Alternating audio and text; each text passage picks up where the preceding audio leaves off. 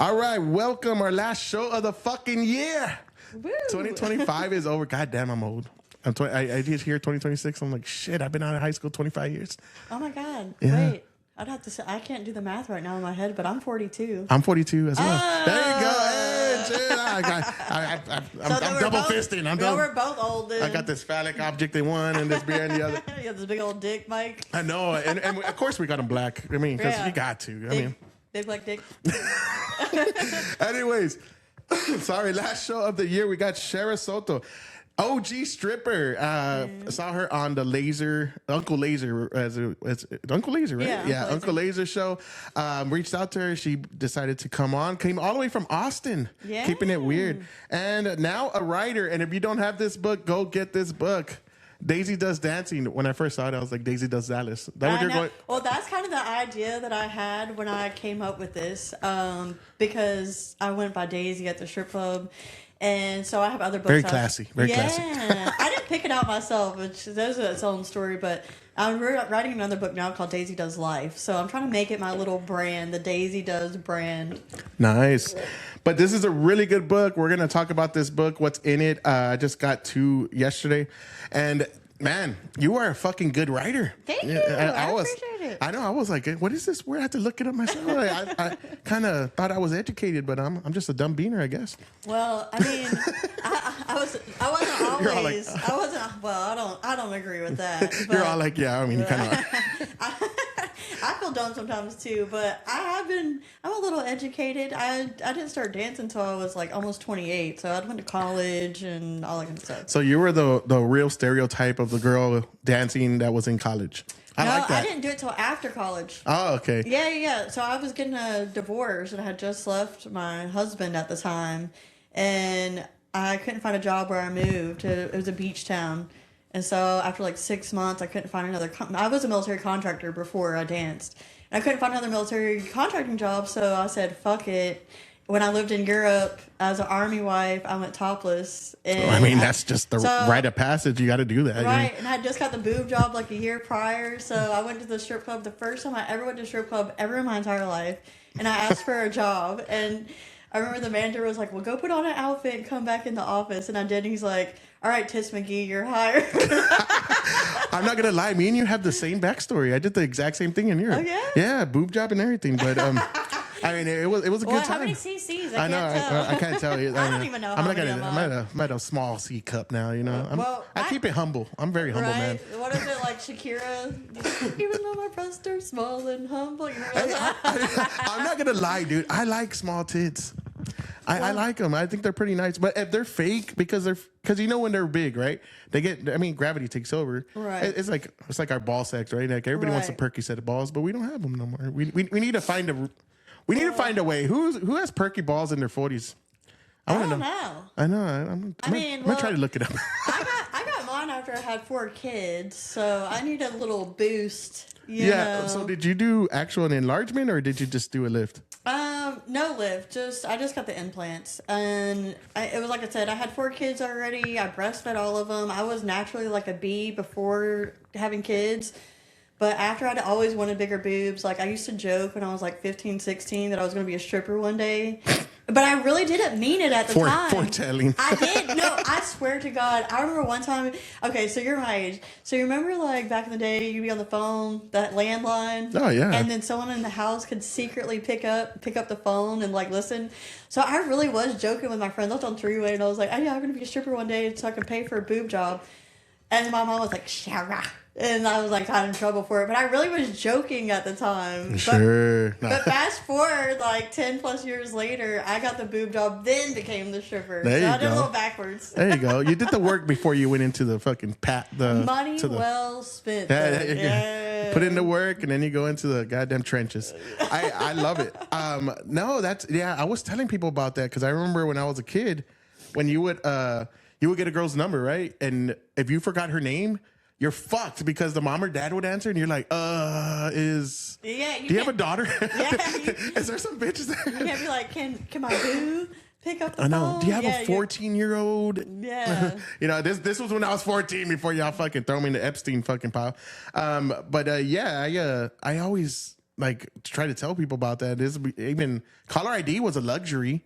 Oh, you know? I know. Yeah, you had to pay like an extra how much a month? Yeah, it was for like caller ID? like $3 or $4 at that time was or $5 or something stupid. And then I remember Star 67, Yeah, Star 69. Yeah, it's like this bitch ain't gonna know I'm calling her. Yeah, that's why you go to. Oh my gosh! So me and our friends.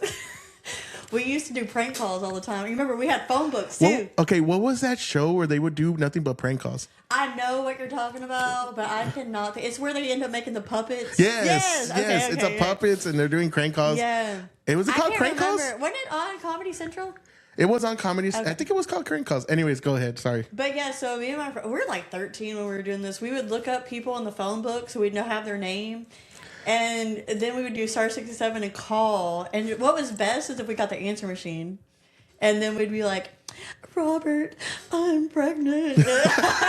You were already fucking dudes over at 13, you dick. Well, no, we were just making it up. I'm just so fucking we with were you. hoping like maybe him and his wife, if he got a wife, would get in a fight when they heard the answer machine. So this is it right here. Look at this is it right here. Crank calls. Yes, Prank that's calls. it. Yeah, that was it. Damn, when I used to love that show. a was prank on call, Comedy a Central. telephone call intended by a caller as a practical joke. All right. Yeah, that was it. That's what you need Star 67 for, prank calls. That's what you needed for. Yes. Yeah, I used to love that show.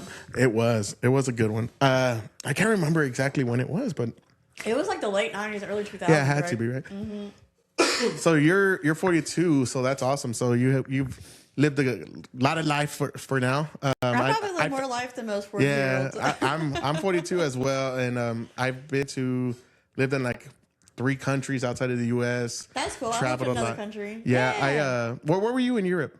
Germany. Oh, okay. What part? Heidelberg. I was in Germany. Frankfurt. Okay, no, that's an hour away. Yeah. Oh, dude, 4 floors of horrors. Well, we had the pink house outside of the base. We called it the pink house. It was nice. whorehouse. Yeah. Well, that's why people always ask me, do you go to strip clubs in other countries? I'm like, there's whorehouses. Why would you go to a strip club? But also, strip clubs in other countries are different. Are whorehouses? Well, Where that I've been. too, but they're also different. Like a lot of, say, like in the UK, from my understanding, the strip clubs there, you have to pay to even talk to a stripper. So, like, imagine how boring that is. When you imagine, imagine, hello, how you doing, man? imagine you don't know that that's what it is, and then she goes to walk away and she goes, "Here's your bill." Yeah, I know. Oh, that sounds like Thailand. But no, they get it too easy, man. no. Where there was this place called Sex in Frankfurt, Germany, and I used to So I was backpacking all around Europe, and then by the time I knew it, I met these people, and they were from Malta. They were Americans, but they lived in Malta, and I was like, oh, okay. And Malta's like known for, it's by Italy, and it's known for all the fucking all kind of crazy partying and all that. And they're all like, hey, mate, just come with us to Frankfurt. And I was like, all right. I was in Rome, go with them to Frankfurt, and they're all, oh, one of my mates knows this old lady, and she will house you if you clean up, like, do little chores. And I was like, all right. And she reminded me of the like beer fest grandma. Right. Yeah, just fucking. In her later hosen? She's the one that taught me Ashlach. Ashlach. Why does that sound so familiar? Ashlach means anal whore. Oh, and she's, I was thinking schlampa, which I think means slut. It was like, how does that one word sound so terrible? But it's great. It's the os part. I can't stand when people act like German is such a hard language to learn. I was like, it sounds like old English. Like... Yeah, well, I mean, it is one of those, Germanic Well, the first thing languages. I ever learned in German was, das Eis ist kalt. The ice is cold. Oh, wow. It just sounds like you're on Game of Thrones. It's a dun, dun, dun, dun, dun, dun, dun. No, but I actually like that show. dude, that was a great show until the very end. I know it did not end how anybody wanted it to. Yeah, well, I mean, it's just she just became a crazy bitch at the end. Like, okay, I really just never liked. I guess her that does make personality. sense. I mean, she was really hot, but I never liked her personality from the start. Like, I always felt like she was a little too like, come down to earth, honey. Like, you're hot, but your family lost everything. You got to rebuild. Yeah, it was a banger of a show, but I remember too that rape scene where Jason Momoa rapes her. It was intense. And I was like, holy shit, this and is I don't like him already. I saw that picture where he's like without a beard? No, with his hand on his daughter's like chest, and she's like 12 or 11. And ever since then I saw that. You don't want to see it. Like, if you have kids, you don't want to see that. But ever since I saw that picture, I was like, I'm good on him. Yeah, but I just remember I was like, holy shit. This is crazy. But you know what? Like That's how our intense. grandparents and great-grandparents lived. Like, it was, like, normal to be, you know, like... Good times. And I've been hearing, like, stories, like, on TikTok. I'm a big fan of TikTok, where it'll be like, yeah, our grandparents didn't get divorced, but when I hear our grandparents' stories, we're like, yeah, I met your grandpa when I was 12, and he was 37, and we got married. I'm like, yikes. Yeah. No, we're in Germany. Yeah. So when you walk in this place, going back, because I bad. have ADHD bad. Me too. We're going to get nowhere. We'll tell 20 stories, don't worry. And I'm there, and you walk in, and there's TV screens with all the women. And I don't know if it's still around. Anybody in Frankfurt, if you fucking ever watched this, but there was TV screens, and you just pick the number and go bang the chick, and you pay the lady. She gives you like a key, and you go and bang her. And I was like, oh, okay, this is pretty fucking convenient, right? I mean, you don't have to do nothing. You don't have to go meet some coked out, cracked out street whore. And it's like, you know, I'm thinking getting the gummy off of the homeless bitch for $10.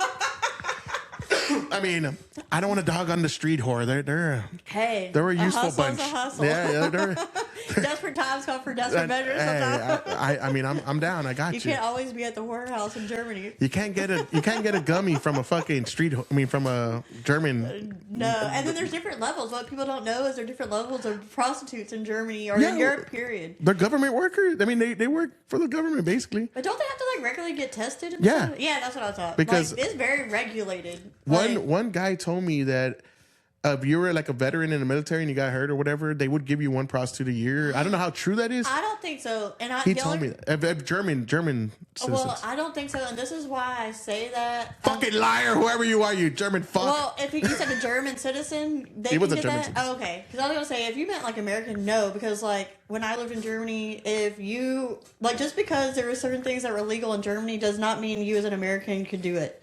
Oh yeah. Yeah. So at first I thought you meant an American. No, German citizens. No, because like in Germany you could be like what, 15 at the bar or 16? No, you can drink at 14. 14, right? Mm-hmm. Okay. I know France was 14 because I remember the first thing they told me. I went there when I was about 23. My bad.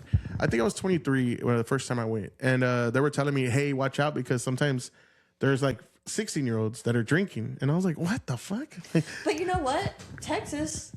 You can drink as long as you're with your parents. Yeah, you don't even have to wait to be 14. Yeah, but that's usually like a restaurant or something. Yeah, but I mean, that's a pretty relaxed law in America. I think that's a cool law. I think so too. And, you know, like, honestly, I can respect that. But, yeah, in most of Europe, I think it's 14 where you can legally just drink on your own. And I think it's mostly beer, though.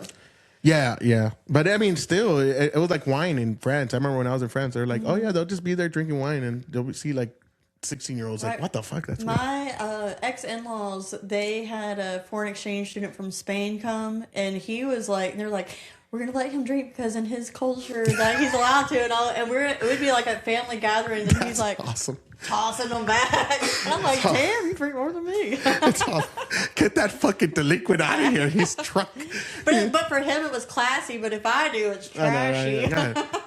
The double standards. Y'all never let us have nothing. They never let Americans have nothing. God damn it. Everything we do is trashy. It sounds like to Europeans. Luckily, I don't give a fuck. I don't give a fuck either. I love the accent though. Thank you. And I was just about to bring up what I was telling you earlier. How like I always felt like I was classy until I started listening to country music lately, and then I was like, I felt like it's so relatable because they're talking about drinking and don't blame it on me, blame it on the whiskey. I'm like, oh, it sounds like me, and then I'm like, oh shit, am I white trash? Are you drinking Pabst Brew? What is it? Pabst Blue Ribbon. How can I say it? Pabst Blue Ribbon. Why? I've said it many times. It's a tongue twister. That is right. Oh. I'm not a big. I'll drink beer on occasion if it's like the only thing.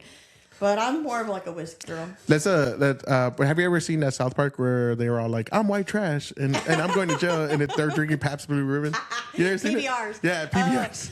There you go. There, it's much easier to say. I haven't watched South Park in a very long time. Oh, it's hilarious. I hear them normally on point about certain things. Yeah, they are great.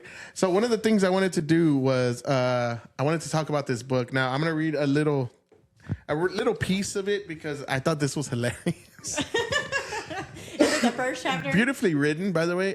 So we're gonna talk about you when you were a stripper.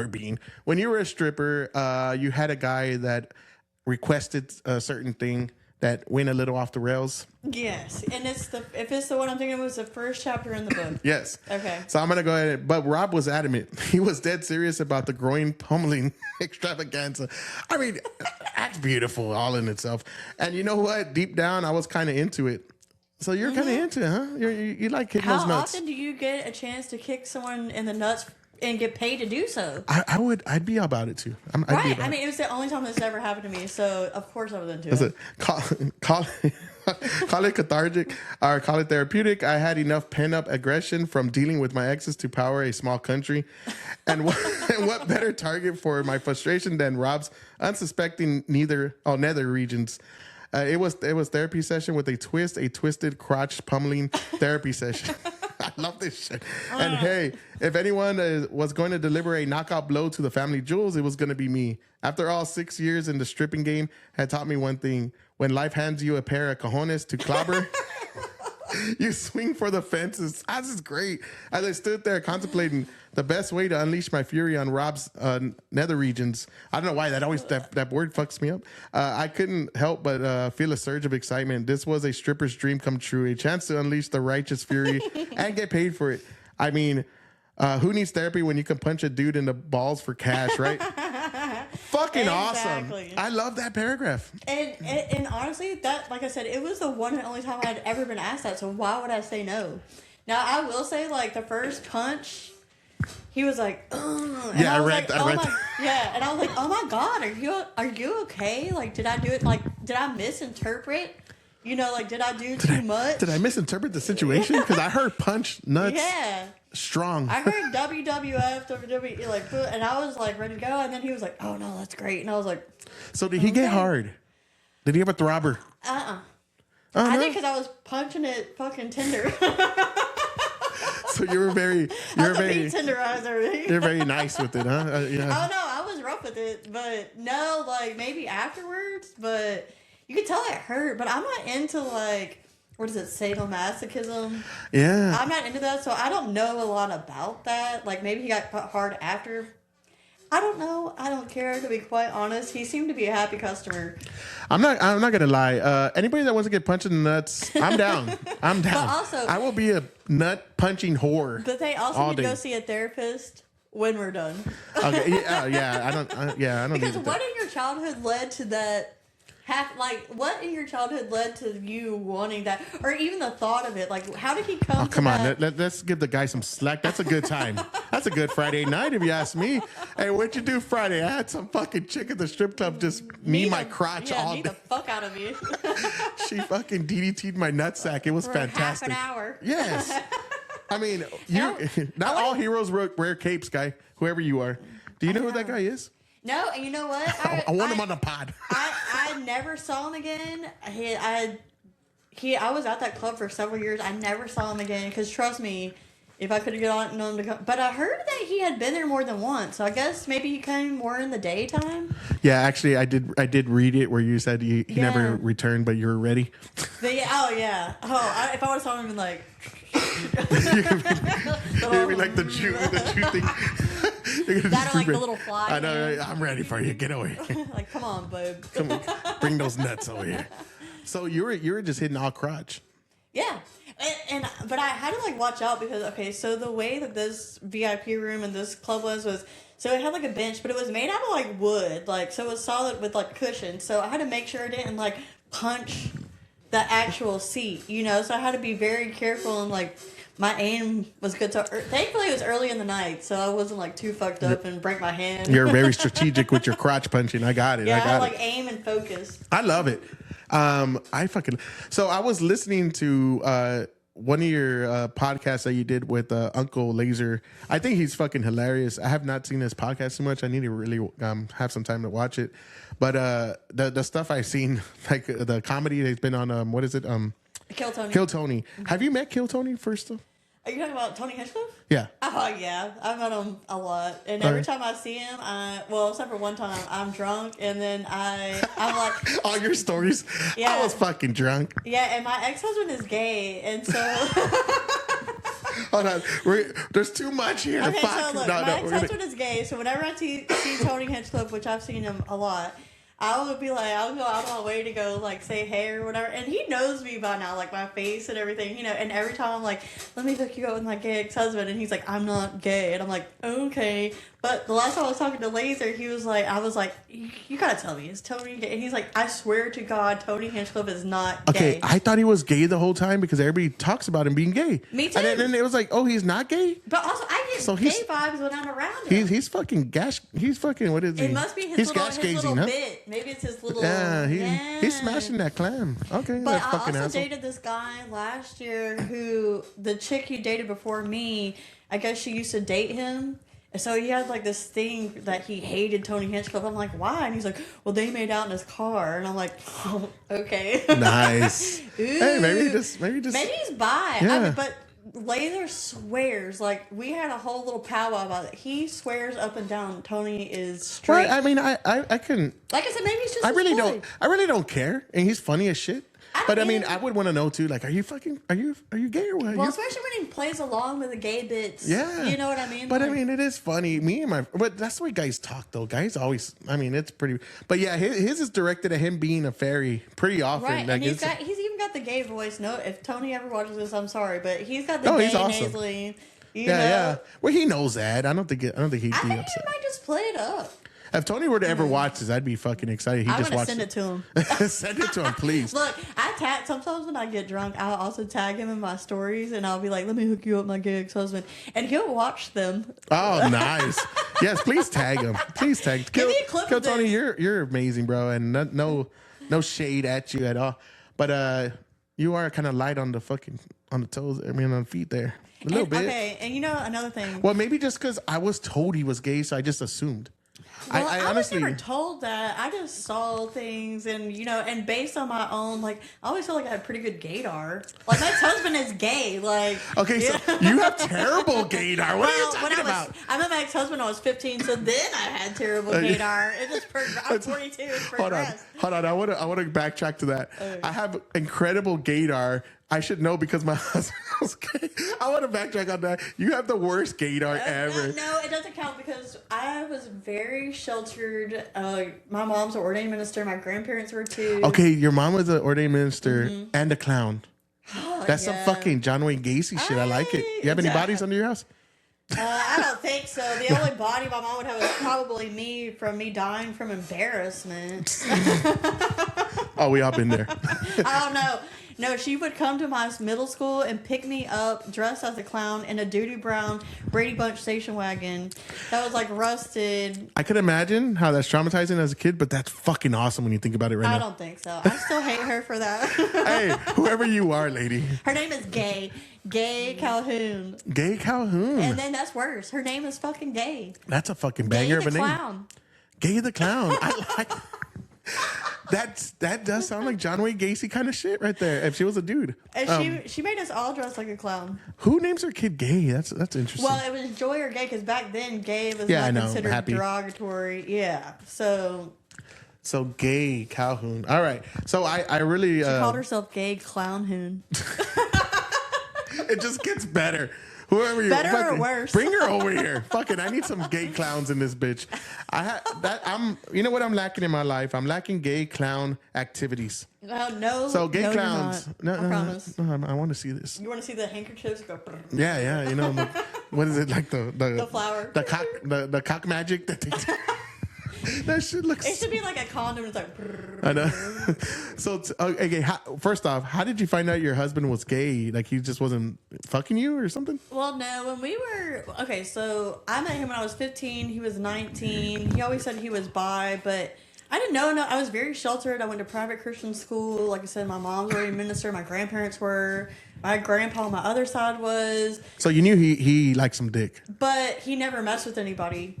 He never messed with a guy. And he From only what had he a told girlfriend. No, he was honest about it. And he okay. only had one girlfriend before me, and that was who he lost his virginity to. So but also I was so sheltered, I didn't really know a lot about gay or bi anything. And I'm talking, this is like the 90s. It's only like you had a gay clown in your house. Well, I should have known. I'm just like, shit. She wore whiteface. I know. Well, at least she wasn't wearing blackface, you know. I don't know what is worse. No, can't see you like Megyn Kelly over there. But yeah, so she's a white face. Fucking white face culture clown. vulture. Well, she is a white woman, so I it's know. okay. I know, right? Is that offensive?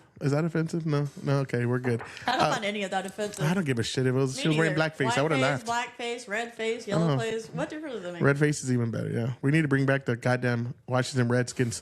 But anyway, see, I get too caught up and everything else. So go ahead. He was bi, so he was. And then He was headed towards the cock a little bit in a way, I guess. Yeah, but he had never played with cock at that point. So, once you get the cock, short, it's my over. mom pretty much kind of made me marry him when I was 16. Holy shit, you got married at 16? Mm-hmm. And you're my age? Mm-hmm. What the fuck? Where were you because living? my mom You at Georgia. Yeah, that's some backwoods shit. Yeah, I grew up in the hood, actually, in South Atlanta. But Nice. no, my mom, she's so religious. Like, so I lost my virginity to him. And so she kind of made me feel like we had to be together or whatnot. So anyways, long story short, because there's a lot of shit that happened. We got married at the courthouse. And then we had our first kid almost 2 years after that. But my mom, she just really pushed for us to be together and make this a thing. A shotgun wedding? Yeah, and then it was after we were together for a little while, then he would cheat on me with guys. Yeah.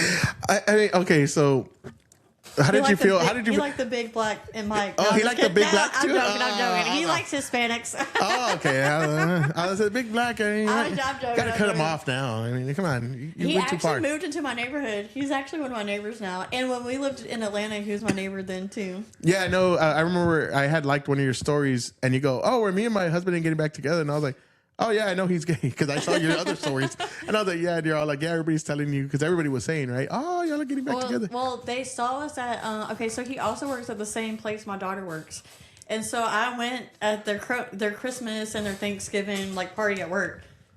That's an interesting family dynamic. Mm-hmm, and then they were like, "Oh," because my oldest daughter, her name is Vivian. They're like, "Oh, Vivian, are you going to parent trap your parents to get back together?" Because I'm like, they don't know he's gay, and I'm like, how do you not know? I feel like you can look and tell. Just identify as a male. Fuck it. It's 2025 or 2026. I'm good. Get one of those fake plasties. He weighs less than me now. Oh, does he? Yeah, I can't be with someone that I can beat up. Yeah, that is true. And they're very fashionistas. He's definitely high maintenance. All right, so I want to get back to what we were talking about. So you met Tony Hinchcliffe just partying and doing stuff. Mm-hmm. Laser, how did that happen? Okay, so Uncle Laser, a few years ago, see, I didn't know who he was, and one of my friends, we were at Latchkey, and this is E6 in Austin, and he was like, "Oh my God, that's Uncle Laser." I'm like, "I don't know who that's at." And he's like, "Let's take a picture." I'm like, "Let's take a picture." So we did, and then after I was like, "Hey, do you want a shot of Jamin?" And he goes, "No, I don't drink that." And I was like, "Okay." And I'm waiting, is there something else you'd like? And he was just like, "No." And I was like, "Okay." So fast forward a few months, I'm out with that same friend, but it's my 40th birthday. And that friend ditches, and this is a guy from he ditches me over some stupid drama anyways. And so I'm at the Vulcan, and they're doing a karaoke night. And it was something that I used to go to all the time. So I made that my birthday thing. And the Vulcan, people that don't know, they also do comedy shows. So they have a green room and everything. So I'm by myself now on my birthday. I see this guy, and he's just kind of standing by himself. He's kind of short, a little stocky. I was like, fuck it. I'm by myself. So I go and talk to him, and he's like, "Do you want to go to the green room?" I'm like, "Fuck yeah, let's fucking go to the green room." And I don't know. I have no clue. Yeah. I have no clue who he is, okay? We get up there.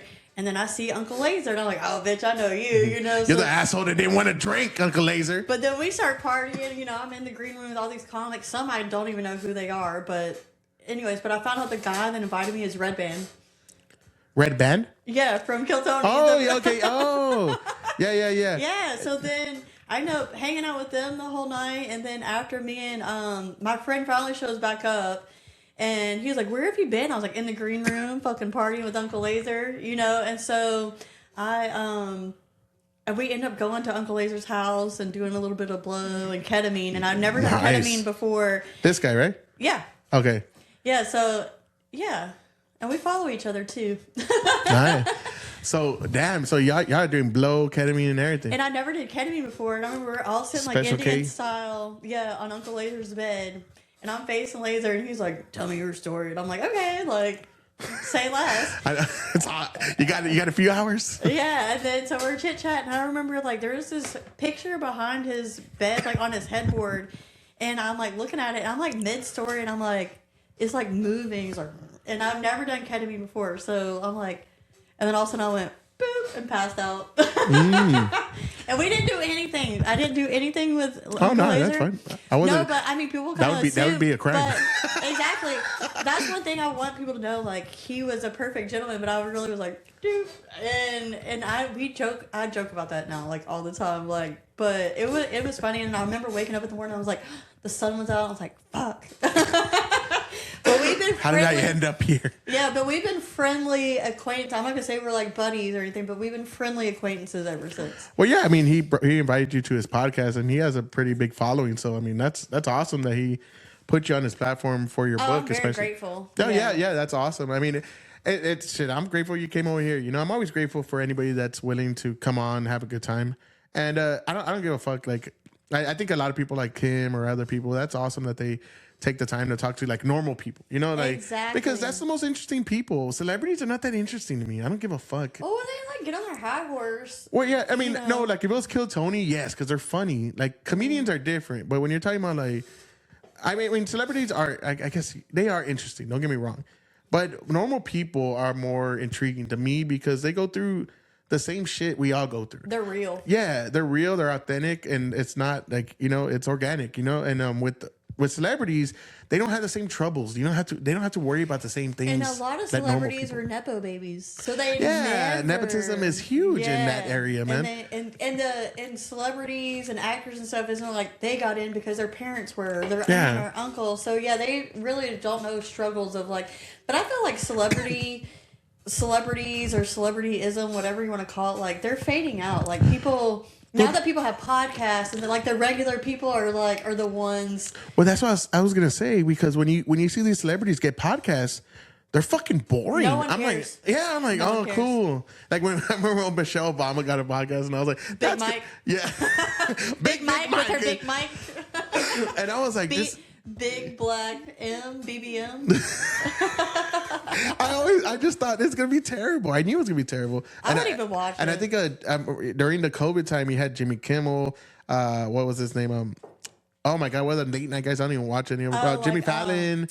And then you had all of them doing podcast style late night, and it was fucking horrendous. Colbert one too. I used to love him, but now I don't think I've ever liked him. But I mean, he was all right when he was on the Jon Stewart show. I used to like him 15, 20 years ago. Oh, when he was doing the conservative kind of parody. Yeah. It was funny, I ain't gonna lie. But I've never really cared for him. But when they all did like their podcast little late night shows, it was terrible because it's like you don't have 100 writers writing for you all the time. Because with podcasting, you're just coming up. I just like read a little of your book. book. We don't have a script. Yeah. We don't have notes in front of us. This is our real personalities. Oh, yeah. Once in a while, I'll throw some notes just in case, because I get fucking caught up. Or just topics of conversation. Yeah. Not necessarily like a whole script. I want to ask this question. Okay, one of the questions I really want to ask, I'm going to fucking segue. It's a terrible one, but I'm going to do it anyways. You put your foot in somebody's mouth. Yeah. That is fucking hot. No, it's ticklish. My feet are ticklish. It was not as hot as it sounds. I'm totally joking. Kinda. But I could just imagine fucking somebody, like getting ankle deep. Well, what it really was okay, so this is a chapter in the book too. So this customer would come in and he had this foot fetish. So it really started, he would come in and rub my feet.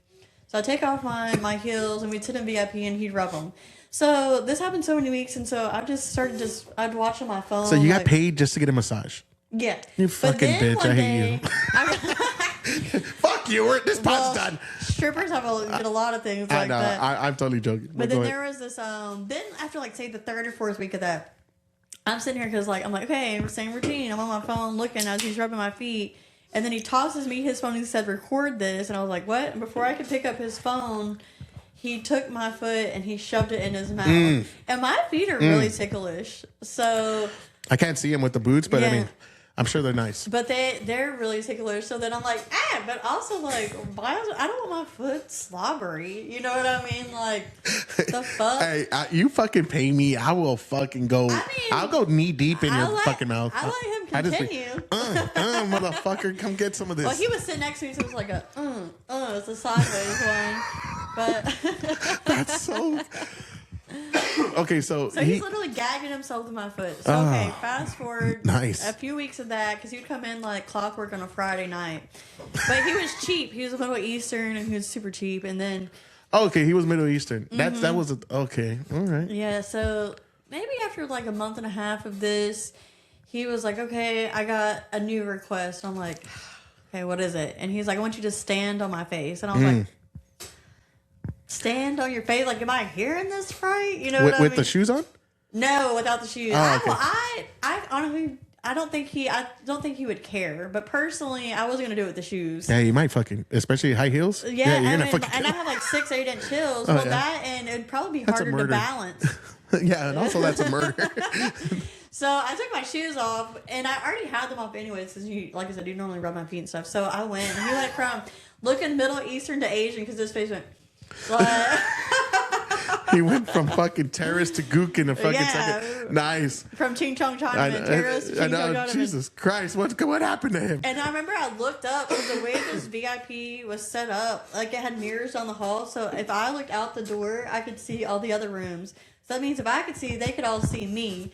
So everybody can see, and the VIP room is small, so he's looking on the ground, his feet are sticking out from like the beaded curtain, you know. Nice. And so people have to step over his feet, you know. So everybody's looking at us, and I'm like, I'm like, oh my god, I'm so embarrassed. I was like, I can't do this anymore. And then so I got up, and then like the next week he came in, and I was like, you know, this is why I could never be a fucking woman, dude. I would bring so much shame to my family. It would be disgusting, because I'd be all over the place. Because I'd be like, you want me to step on you? Fuck, get over here, bitch. Come on, just like go. the punching, like say less. I know, like shit. Let's get this done. I mean, I would have an OF right now, just gash all over the place. I don't give a shit. Yeah, I don't really see the bit. I mean, honestly, my family doesn't pay my bills anyways. So do you have an OF? I do. I don't really do a whole. I do. I don't promote it much, because I just don't. I don't know. I don't like promoting it much. Like, oh, check out my like on my IG. No, yeah. You don't want to be. But I put like once a week on my IG, like the link and stuff. But it's not like my favorite thing to do. But I mean, it's a little side income. So like, what do you do on OF? I don't do anything crazy. No, just like a naked picture here and there. Yeah, okay. I post. Show the girls. I normally try to post at least a few times a week. And then, like, I have my little things where I send, like, messages where you could pay to see more or whatever. But nothing crazy. I'm not, like, butt plug in the ass. So, you know what I mean? Not the fisting dildo. I was going to subscribe, but never mind. You're like, fuck that. I thought we were having fun here, but I guess not. I keep it pretty conservative on there. You're all just like, oh, here's a little nip slip. You do a little Janet Jackson. That's it. Well, no. Like, I show more than that if you pay for it. But nothing, like, crazy. Like, so one of the chicks on, like, Uncle Asia's podcast, she's talking about being fisted, like, all the way up to some dudes. You'll never catch me doing that shit in real life or intense. Paid. Yeah, so nothing over the top. You know, just the normal little meat puppet out of that guy. Yeah, that's interesting. I heard that and I was like, girl, I would never be saying that publicly. So, I've asked a couple strippers in my life, but I always forget the answer. What's going on in your head when you're dancing, like when you're in the top? Because they're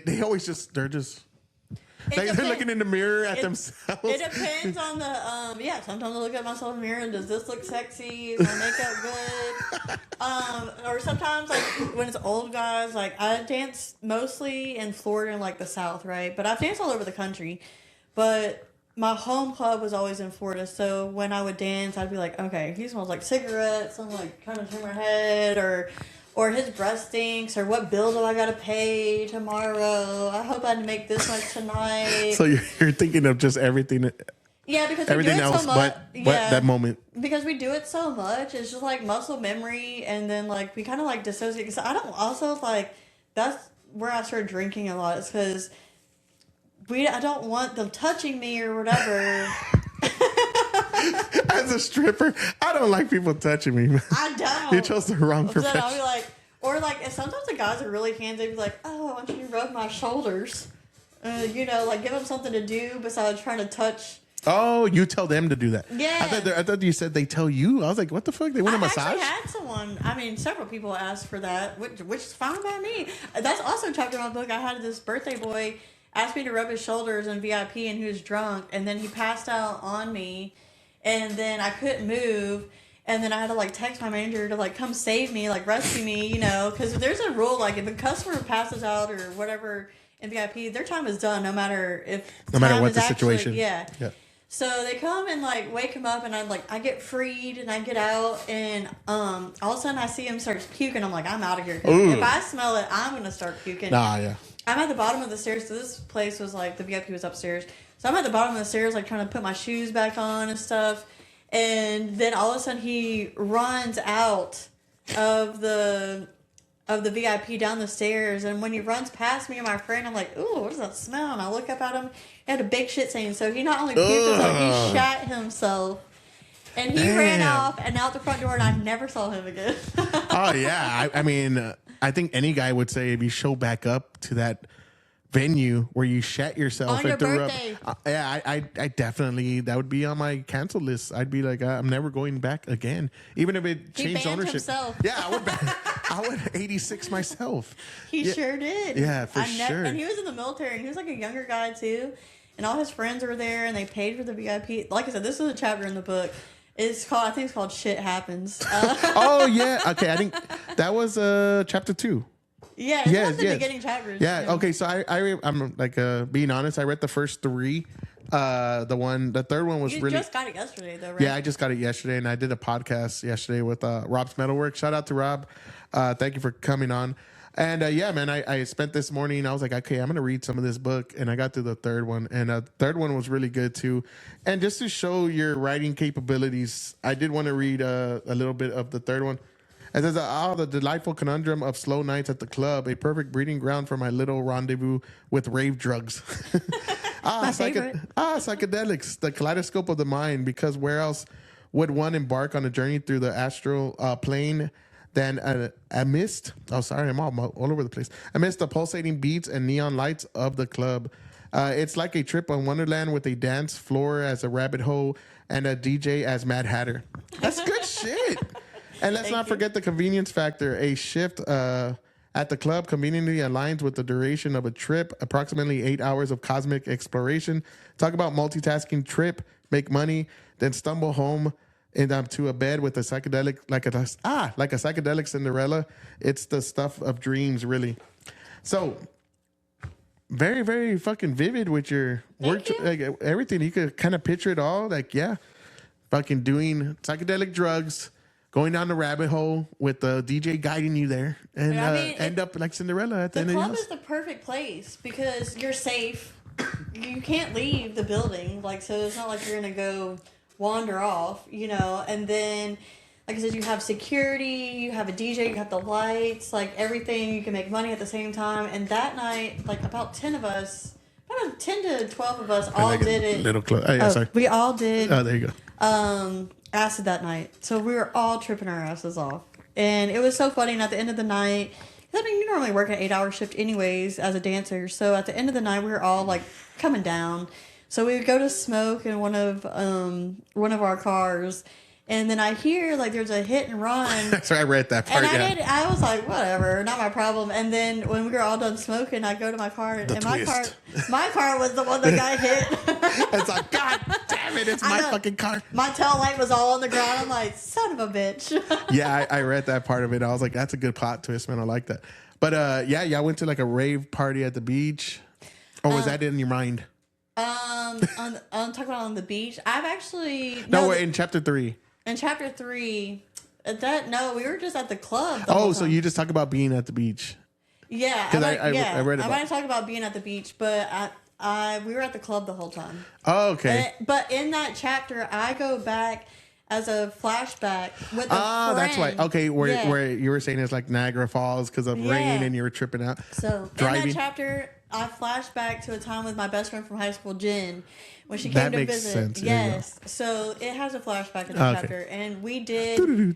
Yes. So we did do acid on the beach, but my acid didn't kick in until the storm came and we had to leave the beach. And as I'm driving home, like the acid kicks in. And that was the first time I ever did acid. So that chapter has a flashback to me doing it on the beach. When I was like 14 is the first time I ever tried acid. And I did probably, man, I'm talking like 200-300 hits of acid in my life. When I was, yeah. I've done so many I can't even count. Yeah. So what I used to do is like, I used to wake up in the morning and get a roll of Sweet Tarts.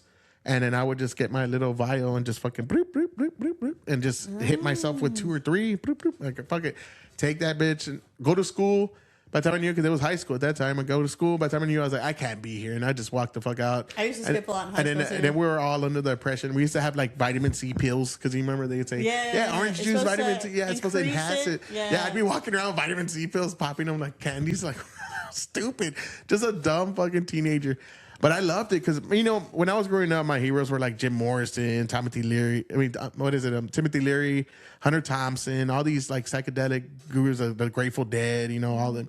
And Pink Floyd, all that kind of stuff. I was really into all that music and that 60s vibe of hippies and all the crazy shit like Free Love, you know. Right. Like, I mean, because it's intriguing. You think about it. I just get to do drugs, fuck, and get drunk and have a good time, like, and listen to badass music. Sign me up. Like, what am I doing? I always was interested in trying it. No, I didn't get to do it that young because my mom was extremely strict. Yeah, I was a latchkey kid.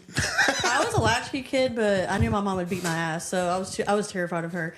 So I didn't do anything bad when I was younger. It wasn't until I was in my 20s that I really finally got divorced for the second time that I finally got to like experience things. You know, oh, no, we got to rewind. How many times have you been divorced? Twice. Oh, okay. So the gay guy? ex-husband was my first husband. And when we got divorced, I was with my second husband. He's the one that was in the military, so that's how I ended up getting to Germany. Oh, okay. So I thought the gay one was the military guy. Mm-mm. Oh, so he was just and you have 2 kids. He's a nepo baby. and you have 2 kids with him. Mm-hmm. Okay, so he's I guess he's bi. But now he's strictly dickly. Well, no. Now he says, "Oh, I'm being back with a woman," but I'm like, dude, whatever. No, whatever. Okay, let's just be honest. Bisexuals, he doesn't know what he pick wants. a fucking hoe. I think they just pick a hoe and go with it. They're just like, sexual what deviants. woman would want to take care of you? But they're just sexual deviants. And I'm not saying no shade towards him. Like, let him. That's fine. Yeah, exactly. I'm with you. Like, at least I know what I want. But I feel like a lot of times, especially with bi women, they're more confused than bi men, I think. Because bi men to me are just gay. Well, I mean, but because guys, just think about it. Guys will normally put their dick in anything if they get the opportunity. Okay, like or dogs. It depends on how horny you are, right? Yeah. But that's why I say gay. I mean, bi men are just horn dogs. To me, bi men are just gay men. Or yeah, no, for sure. That. So it's like it's like a DL man. A DL guy will still be banging women the whole time, you know, but then they'll fuck their boys on the side. Yeah, that's gay. Yeah, exactly. So that's what I'm saying. Bi guys to me are just gay. They just had a woman to fuck at the moment. But I would okay. So you've had some scissor time, no? No. You never done some lip kissing over there? No, that actually some flap bumping. No, actually I have not. Clam clashing. Just keep going. The clam bake. Oh, you've never even kissed a girl? I've kissed a girl, but I've never like had. Okay, so if a guy told me that, it'd be you're gay. Yeah, exactly. Women can get away with it, but I think now bi women, they're the ones that are the most confused. Oh, okay, no, because I've seen a lot of bi women end up being like, oh, like 10 years later, 4 kids later, husband or 2, and they'll be like, oh, I'm gay now. Yeah, I get that. I had some really like lesbian, full blown dyke friends in Atlanta, and they would still have guys that they would be like, well, if I had the opportunity with that guy, I would do it. Because at the end of the day, they're still wearing a strap on, getting banged. Well, like guys, it's different. This is why. I mean, I don't know if you agree with me or not, but gay dudes, right? They're happy. They're fucking each other every which way. They have no shame. Either. Yeah. They're like. That's why there's condoms all over gay clubs. That's why they literally have them like hanging around the clubs. But like you could go to the restroom being gay at a gay club, and you're hey, am. Yeah, it's like, and I don't even know your name. I I didn't even know. know you bathed today. Why can't that be? Why can't you fucking bitches do that with us? I'm just fucking. That would be terrible for y'all. Because women are just built No, differently. no, it would be terrible. I joke, but honestly, if a woman did that, nobody would want that woman. Women people don't respect women that are slutty, anyways. No, like as a former dancer, I don't really dance much anymore unless I get like a party here and there. But I don't get once they find out I dance or whatever. Even though I don't work at a club anymore, I get treated completely different. So for a little while, like I was going through like an identity crisis. I was like, I don't want to be known as a dancer or whatever. But I had already put the book out.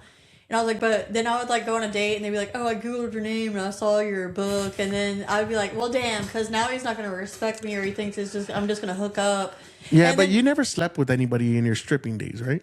No, like not like, and the only two I was like, is she going to say that? The only two people I dated from the club that I slept with is guys I dated. Yeah. So how did they get you? Okay, hold on. This is for all the men out there. How do you bag a stripper? Okay. I mean, I'm saying it in a respectful way because I know you didn't sleep around, but I'm just curious. How do you get a stripper girl to say, you know what, I'm gonna fucking hook up with this guy? Well, okay. So typically at the strip club, if a guy is attractive, I won't even go to him at the club because they don't normally spend money. Okay. So you're going to have people like me. Shut up. Give yourself a little bit more credit, okay? Okay, I'm just fucking with you. But yeah, so like one guy, he was super cute, but he just had a good I'm very much into like humor. I like someone that can make me laugh and stuff, and it happened to be a slow night. We were like bantering, and we ended up dating, and then living together, and found out that everything he told me was a lie. His name was fake. He was actually married with a kid. He was special forces in the military, so everything that he told me was fake. And then the second guy was years and years and years later. He ended up being a major drug trafficker, but he was also pretty hot. But he was spending a lot of money on me too, and I was like, but he sought me out and was spending money on me, and we just hit it off right away. And then I found out later that he was a major drug trafficker. Oh, gotcha. But he was so cute. I read a book about that. So it's just an attraction for you that would get you. It's that and the personality, because I've been to like a lot of hot guys, and then they'll be like, "Oh, I'm not gonna dance because why would I can get this for free?" And I'm like, "Okay, well then go somewhere else." And well, my thing is, I'm not a big strip club kind of guy, just because the fact of I don't really want to pay to get horny. I'm like to get blue balls. Yeah, but there's a lot of guys that cream their pants. I wish I could. I got a funny story. Okay. I'm gonna be honest. The older I get, the longer I last, and I'm not trying to fuck for 30 minutes. I'm like, I mean, if you meet somebody for the first time, if it's like your first fuck, don't get me wrong. I want to fuck this shit. It's been a long time. But after you know somebody for like a few years, it's like, hey, I want to fuck and I want to get on with my day. I got things to do. You know, you got books to write. I got fucking pods to do. I got editing. I'm like, I'm tired. I've been out all day. But I mean, don't get me wrong. I love pleasing a woman. Don't get me wrong. I'm not trying to say that. But, you know, when you're young, you're like, I want to last 2 hours. I'm like, fuck, that sounds like a nightmare now. I don't think that was something I ever wanted. I think 30 minutes is enough. Yeah, it's more than enough. That's more than enough time. But I'm with you now that I'm older. 10 minutes. Yeah. Max. Dude. I don't want to get... I'm out of breath. Yeah. I don't want to get sweaty. So I got a cramp. The cramp is the worst part. I'm not as limber as I once was. I know. I'm fucking over there cutting up bananas so I don't get cramps and shit. So, now you need the orange juice. I know. But for other reasons. This ain't for acid no more, baby. This is for my cramps. This is for my glutes. You need the Gatorade. I need the electrolytes. I'm over there fucking, I'm doing anything I can now. Taking my vitamins, my Flintstone vitamins. And no, but it's just crazy now. Like, I hear people still like, oh, I want to fuck for hours. Like, ugh. If I heard someone say I took that blue pill, oh yeah, those pills, I'm like, I don't want none of that. Even at gas station. I can't imagine being hard for 8 hours. Why would you want to? Well, that was the thing with cocaine, right? Like if you did cocaine the next day, but the next day, for me, it was like an aphrodisiac. I'd want to fuck like 8 times, and okay. When I've had boyfriends or whatever, that would be the time I would want to, but it would be like you could never get anywhere. You know, the I try day to of, keep it a little.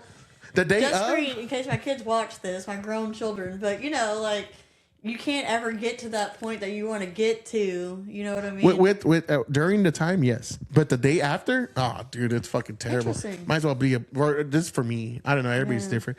Might as well be. Like, when I was younger, I remember they're like, "You take ecstasy, bro. You just want to fuck all night."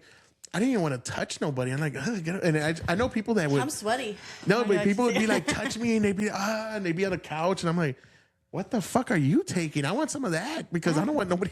Yeah, like it'd be like, oh yeah, what are you doing? So Bitch? long. I remember the first time you do ecstasy or Molly is the best time you'll ever do it. Like, anytime you ever do it. The first time I was like, oh, dude, I was pouring water.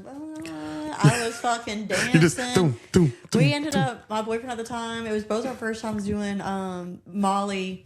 And I remember, like, we were at a rave, and afterwards, he had a waterproof Toyota, was it 4Runner? And all his seats were waterproof. So we, in the back, but we were still pouring water bottles on raging. And he was like, don't worry, it's waterproof. Yeah, and I'm like, oh, so hot. Yeah, look like the NSYNC, the Dirty Dancing. Just yeah. She's a maniac. Maniac. Oh, dude, great stuff. Yeah, I don't know. Yeah, I remember. Have you ever done peyote? No, I would though. I'll do anything as long as it doesn't make me throw up. Okay, so I'm just one of those people now. Psychedelics, I can't do them. Those are my favorites. No, I used to love them, but now I think I did too many. Because I used to love peyote, right? I used to do peyote all the time. Like I said, I was a big Jim Morrison, the Doors and all that, and I loved them.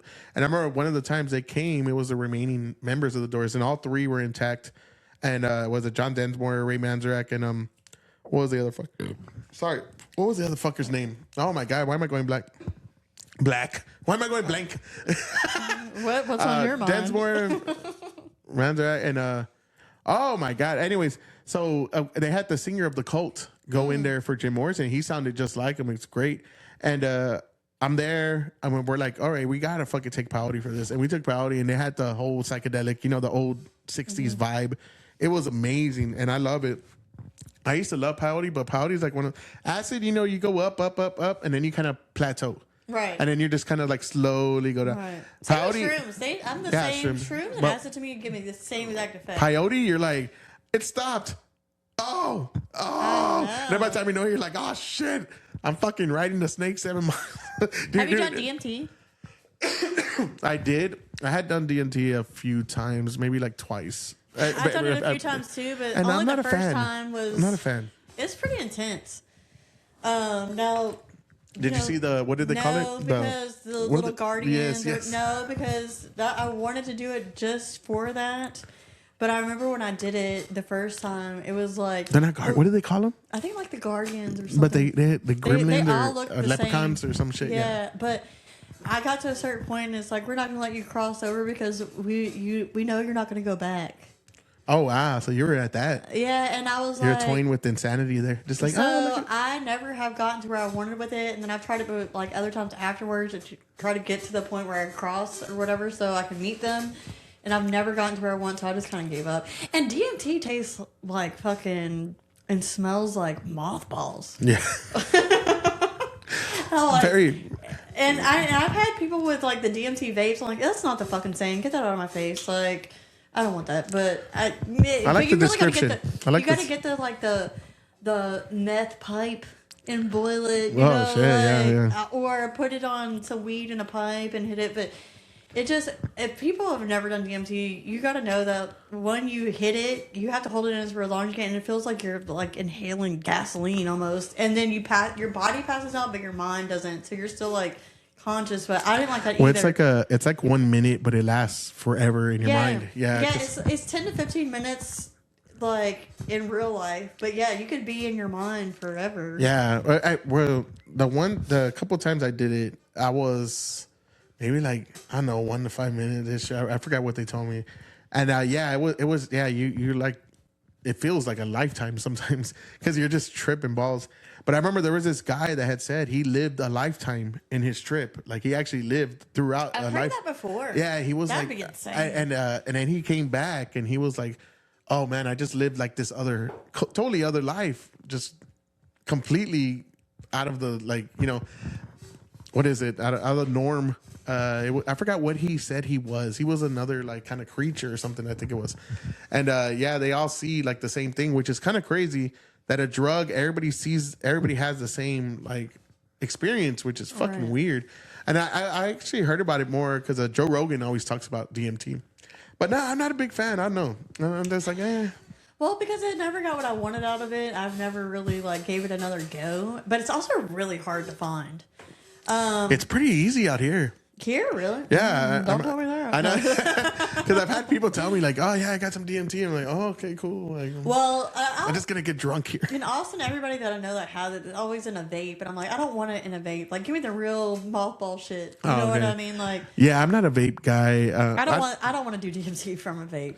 I've done it from a vape before, and I got nothing out of it. So I feel like it's like, don't let me use up your DMT. Just keep it. I know. I was gonna say because I would think Austin would have a lot more of everything. But I also don't look like I used to look. I used to always be looking for psychedelics. I don't really look for them. I mean, like I'm like you. I've done it so many times. I don't even know how many times I've done it. Yeah, I just don't care for it anymore. I'm not because now you're older, and I think deeply already as it is. We already know the answers to the questions that we have. Yeah, I like overly think, and then a lot of that, I guess, ADHD, constantly like overly thinking every little thing. I still overly think, but I have the answers now from overly thinking where back 10, 15 years ago, I was looking for those answers, and I was trying to use that to get the answers. So, yeah, I don't have the feeling to look for it anymore because I already have the answers to the questions. Yeah. Well, that's one thing about being in, like, your mid-30s, right? Where you just stop giving a fuck. Like, when you're in your mid-30s, you're kind of just like, I don't care if I offend people. I don't care if this guy don't like me. I don't care if she don't like me. Like, you know what? I'm just be myself because being yourself and being authentic is always going to be, the outcome is always happiness. And why would you not want to be yourself when it means that if you're yourself, the people that like you, then they actually like you for you. Yeah, you don't have to fake it. I don't like faking it. At least you know your friends are your genuine friends. That's one thing I will say, and we were talking about this earlier before we put on the pod. Women, man. Y'all are so deceiving. I don't like them either. No. I love women. Oh, women are the best. That's why I would never eat a box. Why would I give a bitch a pleasure? I eat a box. They don't deserve it. Not for me. They deserve it. Oh, not for me. Yeah, not for me. No, but they deserve. No, where my thing is, like, women will pretend to like somebody when they know they fucking hate that person's guts. Men, we don't really do that shit. And I'm not that kind of woman. You can read it on my face if I like you or not. And I can't hide it, even if I try. But there's always exceptions to the rule. No, but most women are like that. Yeah. I'm just not like, if I don't like you, I'm not going to be rude to you. I'm not going to disrespect you. But I'm not going to be your friend, and I'm not going to be buddy-buddy. And personally, I don't want to go out of my way to spend any amount of time with you. Yeah, I'll be cordial. Just like if I have to. Like, hey, how you doing? If you're a mutual friend of my friend, I will be respectful in the time that I have to be around you, but I will never go out of my way to like seek. Yeah, hey, wait, let's That's like hang people out. on social media where they'll follow you, but they'll never like your shit. They'll never comment. I was like, why are you following me? Like, go away. No, I know. Yeah, and social media is different, man. But it's the same concept. You know what I mean? It's like it is. They'll fake. They'll fake like you or follow you, but social media is like a woman. Goddamn bitches. They fake their real life. They fake liking you or whatever, but they're really just there to spy. You know. But it's like you said. We were talking earlier when you said guys will fight it out and kind of be like, all right, we're good. Oh yeah, and then guys women don't like each other. They'll beat the fuck out of each other, and then when they're done, they're like, all right, thanks, dude. Like, are we good? We're good. Right, let's go have a beer. Fuck you, but are we good? That's why all my friends are mostly men. Like, and it's not because I'm like slut or sleep with all my friends. It's just because I just like that mentality more than women. Yeah, and no, a woman will want to destroy you. I mean, they will want you to suffer imaginable death. And if you're a secure woman, which I feel like there's not, as I'm gotten older, there's not a whole lot of secure women, but all the insecure women will want to try to bring you down to their level. Like, oh, heaven forbid I'm happy with who I am, or, like, I come to terms with things, like, so you either, like, my first tattoo says, love me or leave me. You either like me or you don't. If you don't, like, go the fuck on. But that is social media because you put anything out there. And I put a lot of controversial shit Yeah, but I agree with like 95% of what. Oh yeah, I'm sure, and that's the one thing. I have friends that agree with like 50%, but we're friends, and but women are not like that. If you don't agree with them all the way down the line, that's it. Fuck you, get out my lap, bitch. Yeah, you traitor, you Nazi, like whatever it is. You Nazi. But I. You call me bitch. I just got called that today. I literally got called a call me bitch. Today. Why a commie? I don't know. All I said, it was like on social media. All I said was, politically, it was a Jeff Dye post. And I made a comment like, hey, politics should never make you like completely abandon your family over your beliefs. If y'all don't agree, that's still your family at the end of the day, right? Agree to disagree, and it should never make you abandon your family or exclude yourself from your family. Nazi. Yeah, I got called a commie. I got called a Nazi, and they called me Nazi first, and I just disregarded that part and like commented on the rest of whatever they said. And I was like, "Look, I can have an opinion just like you can publicly." Well, and the thing is, then they called me commie after that. I was like, "What?" And they're like, "You didn't say you weren't a Nazi." I'm like, "Do I have to?" I know. I didn't know that was part of the requirement, prerequisite. I know. I was like, "I just all white people, your prerequisites to say." I'm not a Nazi, I guess, nowadays. I was like, heaven forbid. I'm one of those people, too. I back up a lot of white people that are undeservingly getting shade and fucking pummeled on just because they're white. And then they'll always tell me the same thing. They're never going to accept you, bro. And I'm like, I don't need to be acceptance. that. I don't need to be accepted. You but either the thing like is, it for me or you don't, and I don't care. I tell people, I don't know how many times I told people, when I say any successful things I've ever done with a lot of white people, they're always congratulatory, right? Like, hey, thanks, bro. Hey, I would cool. say white people are pretty like, happy for each other. Yeah, they'll be like, hey, bro, good, congratulations. I said, thanks. Congratulations, you did this, you're doing this. If I say that to like Hispanic people, the first thing is pull you down. Like, oh, you think you're fucking bad. Oh, you think you're badass. And that's the one thing about. Or you're a sellout. Yeah. Oh, I've been called an Uncle Juan, a sellout. You're not a real Mexican. I got one earlier today about because I don't speak Spanish perfectly, and I'm like, okay, fuck, like I don't care. I'm not Mexican. I'm American, motherfucker. And but that's the one thing I get a lot of hate from a lot of people from any political stuff I do, and then I get hate on the side that I consider myself on, like more the right side, and they'll be like, because I'll shit on Trump when he deserves it, and they'll be like, oh, you're not a real fucking Trumper. I'm like, no, I'm not. I guess I'm not a Trumper. I'm an American. No, but I'm like, yes, I'm for Americans. Yeah. I'm not for this side. That's another thing I get called liberal bitch. I'm like, I'm not even liberal. Yeah, you do not. Well, I'm not liberal. I'm not conservative. I'm somewhere like right in the middle. But like in our time, because we're both the same age, 1983, I assume. Yep. Yeah. So in our time, liberals were not what they are today. No. Yes. Like, and so if you were, they flip flop. Yeah. But and that's why I try to explain to people. I'm like, y'all are fucking out there in the fucking crazy world now. Like y'all are out there, way out there. Look, I wish we had a third option. Yeah, I mean, I wish me too, we had more than the two sides, because I don't like really either side like wholly. Like I like some parts of this and some parts. Well, of we have this. the libertarians. We have the. That's what I'm somewhere along those lines. But the thing is also, they take freedom to like a whole new level. Like freedom and everything. And it's like, and I don't fully believe in that either. I literally had to ask ChatGPT, like, what am I? These are my beliefs or whatever. And do a little you are common sense. Like, right. So, like, I mean, I'll probably get a bunch of hate for this, but I don't vote because I feel like they're two sides of the same coin. I don't like either side completely anyways. And does our vote really count? Just like you. And it's been this second term with Trump has been a real black pill for me, to where I'm like, you're not doing any of the shit that I thought you were going to do.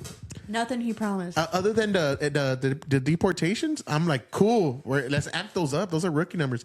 So I came out on the news the other day in San Antonio.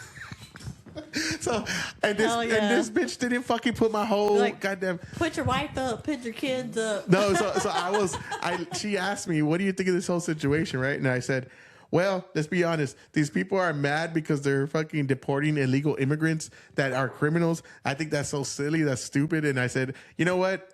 Trump, what did you deport people in San Antonio today? Like 45 people. And I said, those are rookie numbers. If you want to, and I said, you need to amp those numbers up. You need to amp those numbers up. Go ahead and get those Somalis while you're at it. I know. Hey, I'm starting a daycare, bitch. Don't start. No, the Leering Center? Yeah, no. So I had put on there, I had said on there, I said, you need to amp those numbers up if you want to catch up to Obama. And her face, she was a black chick. And I was like, that's my problem with it, is because it's only bad when Trump does it, but it wasn't bad when Obama or Clinton or this. Well, like, every president before him. Yeah, and they deported way more. Yeah, where Obama was the deporter in chief. Yeah, he was one of the biggest ones, right? Yeah, he did. Yeah. His numbers weren't rookie numbers. Nah, yeah, that's why I said those are rookie numbers. You need to add those numbers up. And when I said that, she cut that part off, and I was like, "Oh, you bitch! I want that fucking whole thing in there." But anyways, just to get off that, because that's always too divisive. Yeah. What were you saying before about fuck? I forgot what you just said. What were we talking about? Scissor? No. Oh, Dad, that was a long time ago. Scissor me timbers. No, there's a lot of that. Oh no, we had. We're talking about psychedelics. Yeah. I forgot what we had. We were on the subject, but anyways, we'll go ahead and skip through that. But so what is in your future? What do you have going on? Well, I have another podcast I'm going to do. Soft White Underbelly. What is your podcast now? Oh, I don't have a podcast myself. So Soft White Underbelly is a podcast, so to speak. It's this guy, and I think his name is Mark, if I remember correctly. He's out in LA. He interviews people, and a lot of times they're like pimps or hookers or former drug addicts or drug dealers, like things like that. And one of the books I'm writing is Blondie and Clyde, about the boyfriend I told you that was found out that was a major drug trafficker. He ended up going to the federal prison, and he ended up getting murdered in there. Oh shit. But you escalated that quickly. Yeah, well, his cellmate when he was in the Fed was. So was he Mexican? No. What was he? He was white. Oh, so he was working with the cartels? No, he was pressing his own pills and everything with his buddies that he grew up with. So they're from Atlanta. They found a way to do it, or anyways. So his cellmate was. I won't elaborate too much, but he was an organized crime member and was in prison for racketeering and murder and such.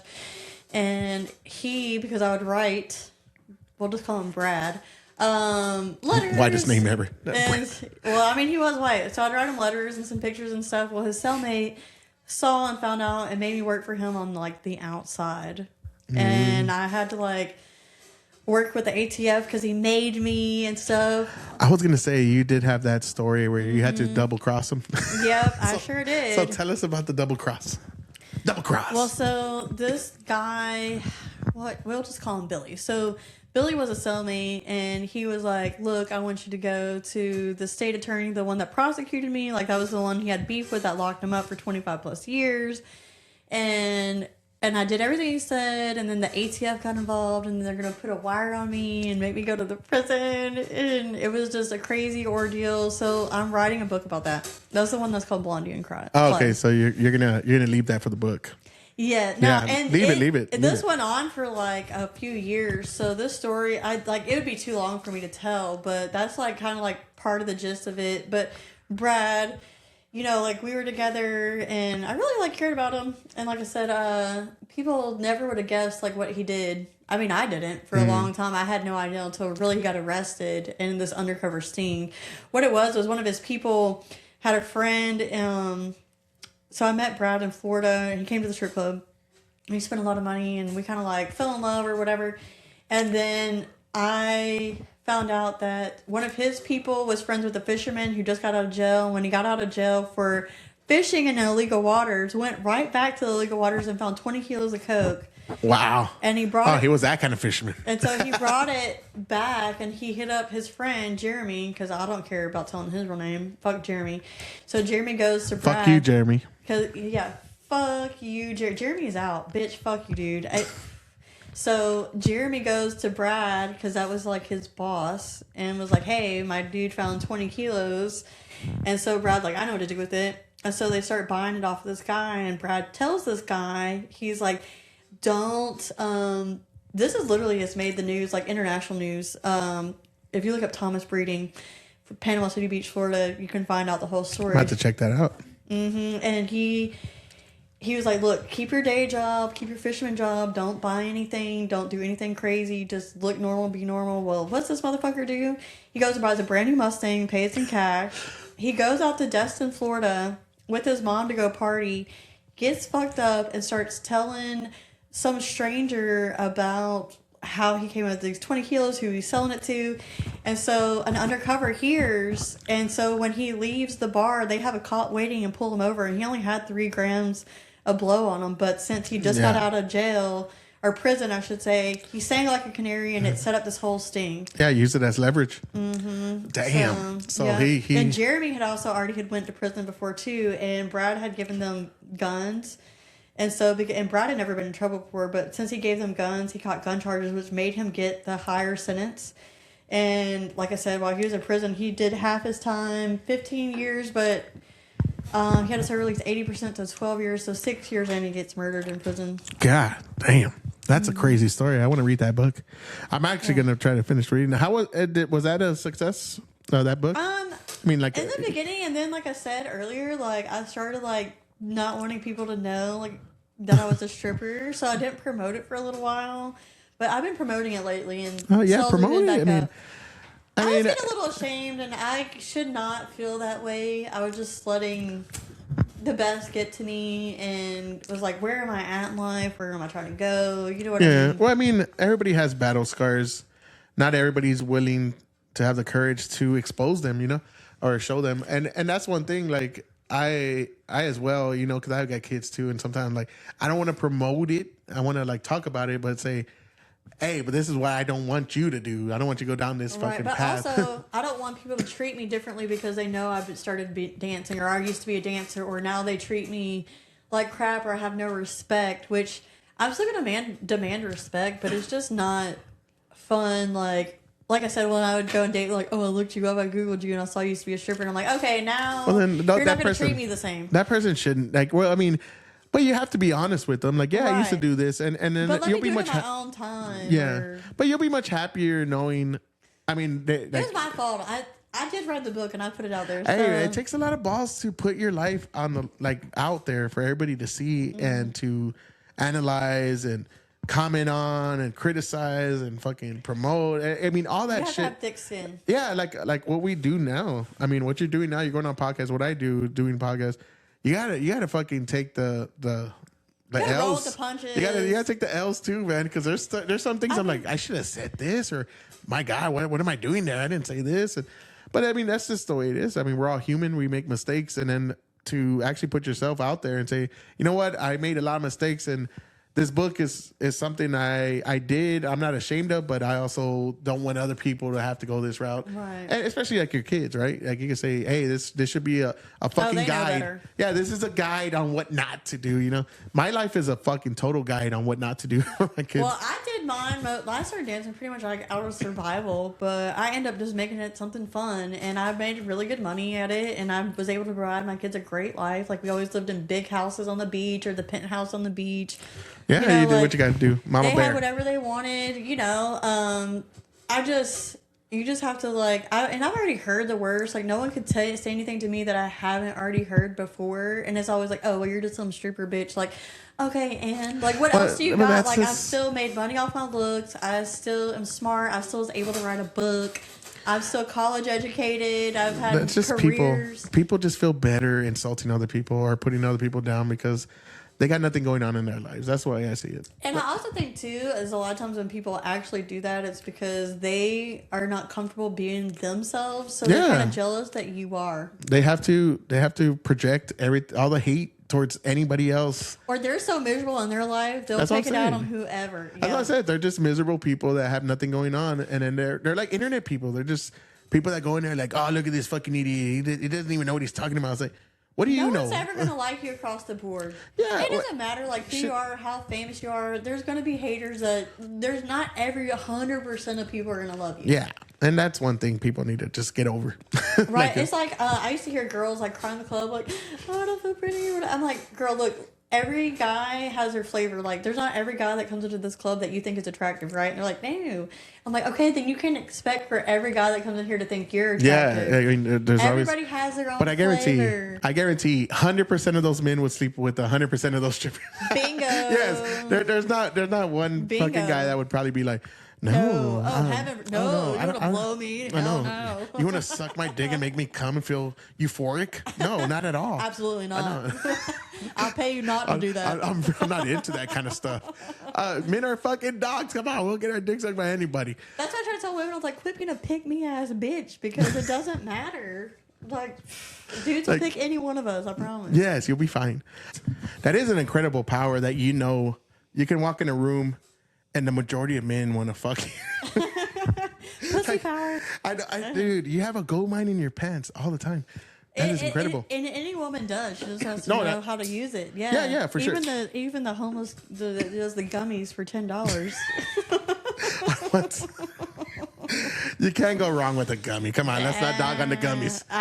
No man would turn that down. I know that. Exactly. No, but that is, we always used to say, like, girls would always say it's not fair and this, and they would, I'm like, you can walk down the street and get whatever you want. I mean, you have to worry, though. You have to worry more. Look, there's pros and cons to being a woman and to being a man. Like, men have power in other ways, like where men get respected and like certain, like, okay, so even like comedy, like I've done a couple of open mic nights myself. I'm friends with a lot of comics. It's a lot easier for a man to break through, say, to certain fields than it is for a woman. Oh, yeah, for sure. Heaven forbid we have pussy power. You know, like we have that where men get respect quicker and more like off the rip than women do. A lot of the female comics, though, that I don't like is they'll just talk about how terrible their pussy is. Like, oh my God, I got a fucking farmhouse down here, and it's like, okay, I guess. Maybe that's just what I think people want to hear. No, but it's just like, it's not really funny. But no, there's some funny women comics. Don't get me wrong. Oh, well, like, one of my favorite ones is Steph Tolov, or I don't know if I'm saying it right. I like her too because she's got the big nose, and mine's not as big as hers, but I relate. But anyway, she is so funny. I saw her a few years ago on TikTok, and she was making this. It was trying to be like a video where it's like she's trying to like find a man. Oh, okay. She's like the strapping legs or whatever. It was so funny. No, there's a lot of I mean, not a lot. I don't watch too many female comics, but the ones I do watch, they're fucking hilarious. Like I used to love the Queen of Mean, right? What was her name? Lisa Lampanelli. I like her. Yeah, I don't know what happened to her. I think she kind of got woke, but during the roast, she was hilarious. There's a couple of other. Didn't she? Was she the one that banged all the black guys? Yeah. I remember the roast because they roasted the fuck out of her. Dude, oh my God. And I thought she was hilarious. There's a few. And I used to love Chelsea Handler too. She got a little woke now. She's extremely woke now. I used to read all her books, and she definitely would do little party drugs. Oh yeah, so she's all like, I wake up in the morning and masturbate every day. It's like, okay. She talked about in one of her books that she's been masturbating since she was a child. God damn. I know. I was like, what happened to you? Well, that's one thing about women. Like, do you masturbate?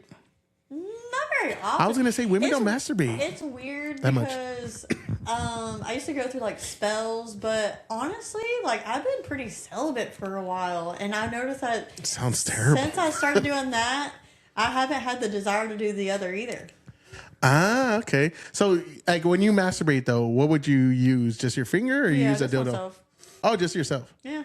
Oh, okay. Just playing the DJ. Was flicking the bean. Flicking the bean. Isn't that what they call it? I never heard that, but I'm gonna start calling it that. The Mexican jumping bean. I know the Mexican jumping bean. Yeah. So. Yeah, I've always heard a lot of women don't masturbate. I mean, men masturbate is fucking. Now it's almost or it is actually. It's a problem where a lot of men are what is it? They can't fucking get hard anymore. Because like erectile dysfunction. Yeah, they have a ID whatever, and they're what is that word though? ED. Impotent. There you go. Yeah, impotent. Yeah, a lot of men are impotent right now because they watch too much porn. Because dude, I got to the point too where I would watch like a porn, right? And you know, before when I'm from the 80s, like we could jerk off to like a bra fucking, like a bra magazine. Oh yeah, look at this bitch. JCPenney's catalog lingerie section. This bitch don't know what's coming to her. And then no. You remember the porn channels, and it'd be like it's 99 scrambled, and you'd be like channel 99. Everybody remember that. And it would show nothing. It would just show like. I think I saw a nipple. I'm gonna jerk off. But you would be able to like jerk off to anything, and now you see it more. You need more extreme. It's too desensitized. Yeah, and then at the point, I remember I got to the point where I'd be like, I don't like that one, and it'd be like hot as shit, hot ass chick, and I don't like that one. You'd be on Pornhub, and it's like page 77. I know. You're so None of these bitches do it not for good me. enough. Next. It's all Brazilian fart porn. Why am I here? Be like, Granny does a gummy. I know, right? Gummies on the fucking 210 gummies. And then, by the time you know, you're like, what the fuck am I doing? And you could imagine why so many men are impotent, especially young men that watch this shit all the time. And it's because of technology and things are way too easier to access now. It's easily, and that's why it's accessible. getting that point, because it was not easy to access when we were growing up, or even in the early 2000s. You had to have an older brother that had porn vids. Right, so it's like so much easier to access. That's why I feel like more people are doing that. But I also feel like this younger generation are not maturing as young as we were. But maybe it's just because we wanted to be grown, because we were so restricted. We couldn't wait to be grown, and now that they've had all these freedoms, they don't want to grow up. Real fast, what are two things you would tell men about being at a strip club that women hate, like strippers hate? I really hate. Don't go to a strip club with no money. Don't go to a strip club with the expectations that you're not going to spend anything. We hate that shit. Like, why would we want to show our titties and our ass for free? Yeah, it makes sense. I mean, we're not getting a cut of the entry fee. We literally have to pay a house fee to work. We have to pay out the DJ. We have to pay out the bar. We have to pay out the bouncers. You got to pay the DJ too? We have to pay everybody. I thought the DJ was paid by the... Oh, wow. He's got to pay a house fee too at most clubs. Oh, so we have to pay out everybody. So why would we want to dance for you for nothing? That makes sense. That's what I'm saying. Don't come in there just to observe. If you're coming in there, you better bring some money. And at least get a dance or two. At least tip on stage, something. Don't just come in there for the food or a drink. Like, hey, their stick and fries are great, though. Yeah, like I said, just because you're having to pay a fee to get in does not mean we're making any of that. We're not making any of that shit. So what was your song of choice? Ooh, I had a lot. I used to love... Okay, so I would play for the crowd, but it also depends on the club, because some clubs you can't pick your own music. Depends oh, really? Like, so in New Orleans, I couldn't pick my own songs. I could give them a genre that I liked. New York City, I could not pick my own music. Vegas, I could not pick my own music. Wow, that sucks. But because there's so many girls at some of these... Like, I worked at Spearmint Rhino in Vegas. I worked at Sapphires and Vivid in New York City. New Orleans, I worked at, like, Rick's Cabaret. You said Vegas is very hard to tap into, though, right? Yeah, you have to audition for every manager shift you want to work. And I had to like you have to strip in front of a guy? Well, audition. So whatever they felt an audition was. So some would say, so in Vegas, it was like walk up and down the hallway like you're walking on a catwalk. And then say most clubs, they would want to see you do a stage set on stage. So I've done everything in between, but Vegas, I went and got a personal trainer for like 6 weeks before I even went out there to audition. God damn. They were the real deal. And I auditioned for 2 out of 3 managers. I did make it. The third manager, it wasn't because I didn't make it. I just didn't need to work his shifts. But Vegas was very hard because you're only going to make money if you're a hooker and if you live there. Oh, that's what you were saying, right? Hooker. So you got to fuck. Yeah, and they have to have seen your face a million times at the club, like the people that work there, because they don't know if they can trust it's like you. Joining the Italian mob. It's like a little, it's like a little club. They're like, who you know? Who's your godfather? If you're only there for the weekend or the week, like they're not gonna like help you make money because they don't know if they can trust you or what you're willing to do or whatever. So I had a hard time making money in Vegas. I did like it. I mean, I felt like the prestige of actually getting to work at the best club in Vegas, like writing it down for the books, you know. Yeah. One of those bucket list. Yeah, New York City, I worked at Sapphire and Vivid opened the weekend that I worked there, and they had Vivid is also, you know, like porn. Okay, so that's who owned the club. I'm aware. And they have their XM satellite radio station, and they put it into that club. So the opening weekend, they moved their XM studio in there. And so they told the girls, like, okay, if anyone of y'all are willing to do like a 5 to 10 minute little interview, we'll give you half off your house fee or free house fee. And I was like, oh, hell yeah, because house fee on like major weekends was a lot. They normally charge double or triple. So I was like, yeah. And so I did it one night, and I did really well. And I ended up talking. It wasn't like a 5 to 10 minute interview. It ended up being like a 30 minute. So they asked me specifically to come back and interview the next day again. It was like with these porn stars and like lesbian porn stars. So I come back the next night. I do it again because of course I want the free house fee. Yeah. We ended up talking another 30 minutes or so, and then the producer offered me a job as my own to have my own show on Vivid satellite radio. Nice. Did you take it? No, because I just moved to Florida and I was gonna have to move out to LA, and I would get paid $100 an hour. But And your kids, right? Yeah, and he would only I could only be guaranteed 1 hour show a week. Oh, okay, And then no, it could have built up from there. Yeah, it's a commitment. So I would have had to move to California and work at a club out there, one of their clubs out there, whatever, which is fun. Now, if I didn't have kids, maybe. But they're going to teach me. They're going to send me to a school to teach me how to do all the radio stuff. Oh, shit. I used to actually work for a radio station, San Antonio College one. I used to host a metal show, KSYM. And that was fun as fuck. And I guess that's why it was easy to transition to podcasting because I had did that for so long. But then I was teaching overseas for 10 years in Asia, and that was fun. And that was one thing we talked about. We both had little Japskins, right? Little Japanese, Hispanic kids. Yeah, the gay husband is Mexican and Japanese. So how did you get? Say it again.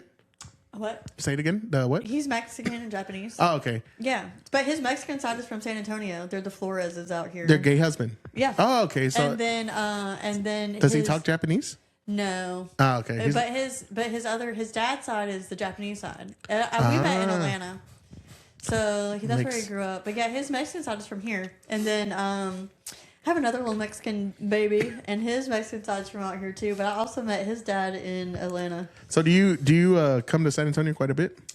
I come fairly frequently. Not like I have to have a reason normally, but I've done a lot of parties out here, private parties out here. So you still do all that kind of work? Yeah. Or is it stripping, or is it more just like catering? It's I mean, stripping. not catering, but it's stripping, but not that often. Like I don't have them regularly. Oh, so they just call you up and say, "Hey, these rich guys are here. They want to." Yeah, and I'll do it like just normally for the story. I swear, because I have fear of missing out, like FOMO, and normally every party I do is fun, or there's something crazy that happens, or whatever, like. What is the richest guy you've ever danced for? Oh, okay. I don't want to say the name because. Don't say the name. It's fine. Because we still follow each other on social media, and he watches all my stuff. Nice. But hey, I'm here too, man. I'm down. But I'll just say that he's the nephew of someone that owns one of the biggest corporations in America, and that owns a football team. Oh shit! Okay, nice. And he was really good to me, and we would meet outside the club, and he would just pay me to smoke weed with him. That's crazy, because if I was that rich, I'd be trying to fuck. But he was like, married. No, but you know what I'm saying? I think really what it is a lot of times when the richest people I've ever met, the ones that like me, is because I don't treat them like they're super rich. I treat them like anybody else. Yeah. They want that. And that's what they're not used to. Yeah, they want that. What is it? That real normalcy. Feeling. Yeah, that normal feeling of. Right. I'm just another part of the crew. And because I won't kiss their ass, and I won't I just treat them like I would treat them anybody else that I meet, and I think that that's why they end up liking me. And then they, like I said, he would pay me. We would just go smoke weed. One time we went shopping, and I was like, we were in a smoke shop, and I was like, oh, that pipe is cool. That pipe is cool. And he was behind me, and then I didn't know he had waved over the lady that worked there, and he was like, I want this one. Everyone I pointed at, I walked out of there with over $1,000 worth of pipes. And then he got me it's when vaping became a thing, and you had to put not the propane, the whatever into the thing and vaporize it. I forget what it is. And then and so you've gotten a lot of gifts. I know, and you did have a story about how you got your Mercedes, right? Yes, which is a nice Mercedes. Thank by the you. way. Yeah, my sugar daddy from a couple years ago. I love that. My sugar daddy from a couple years. I met him at the club. I met him at P10 North when I was working there in Austin, and the night I met him was the night I quit. And he put the down payment on the Benz. I've had another one last year. Give me $25,000 to put towards my business. God damn. So nice.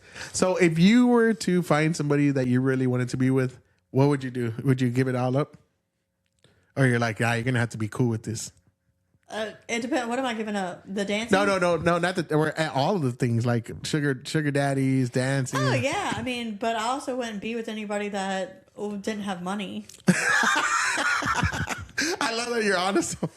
I mean, you need somebody that has money. You're used to a specific lifestyle. Yeah, but it's like if you can't pay my bills or if you can't do this and this, well, first of all, I wouldn't be with them anyways. I like people that are like ambitious. And So what is your salary cap where you're at? I don't know. It's got to be over 150, 200,000. Oh, okay. I'm honestly not interested in a relationship. Oh, you're cool. Just fucking. I don't look for love. Freelancing. Yeah, I just don't look for love. You're done with that? I've been single for almost 15 years. I just like the freedom.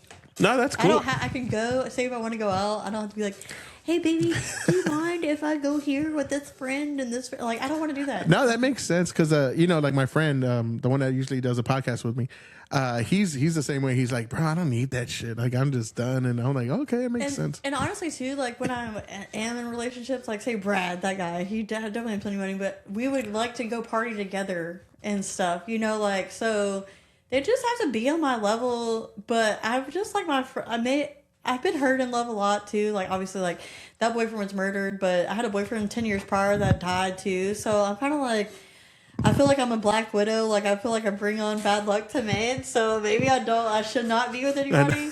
it's every time you're like the fucking Hillary Clinton of Boston. And according to Sex and the City, you only get 2 true loves in your life, and I feel like I've already had both mine, and they both died. So maybe I should just tap out. but that makes sense though. At least you know what you want. There's a lot of people that know what they want and they still pretend, and it's like, yeah, just know what you want. If you want the freedom, and just go fuck around. But honestly, I really love my freedom. But another thing is like when I am with someone, it makes me a little insecure, and I don't like that feeling.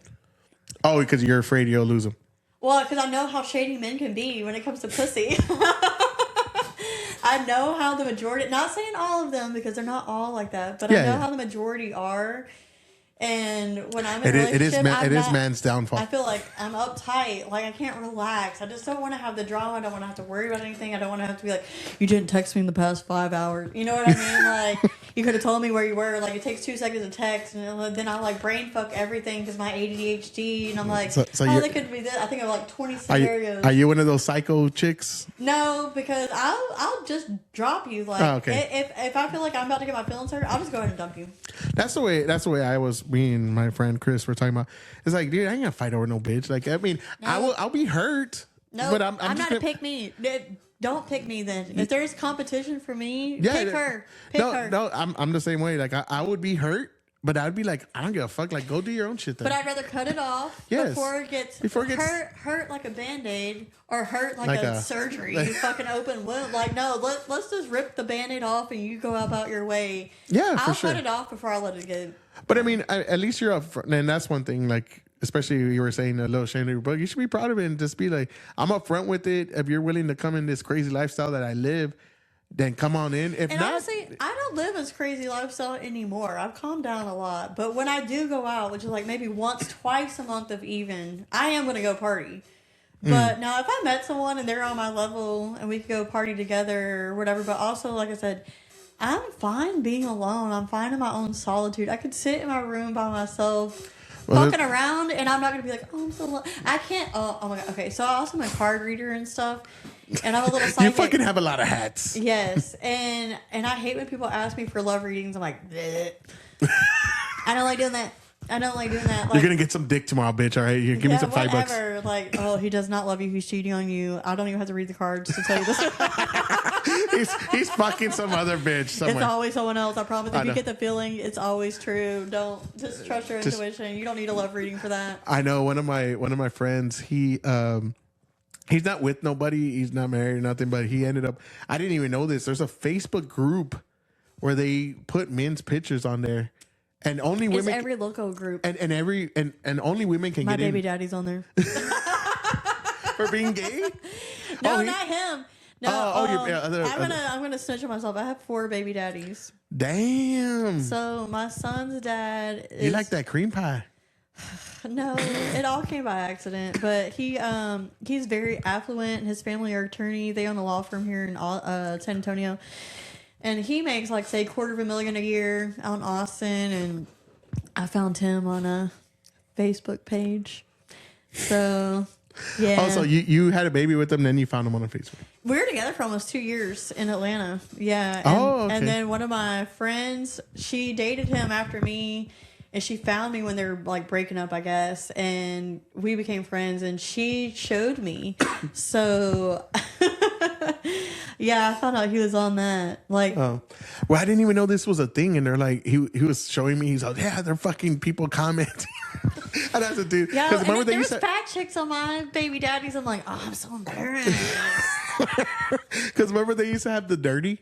Yeah, remember the dirty? Oh, I know. The dirty was funny. And then funny. there's the T app, and then he was on there too. And I'm like, dude, that's the one that he was on. T or whatever. That's what mine was. He was on that and the Facebook local one, and I was like, oh my god. And someone would send it to me, and I'm like, la la la la la la la la. Like I don't want tell to me. know. And then it would be like fat chicks, and they would be like, oh, I know him. I'm like, ah.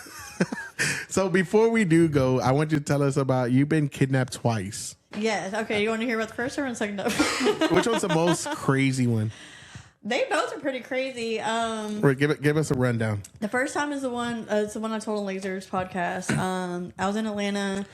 I was trying to buy weed off someone from the club, and I had to go to someone that was not my normal person.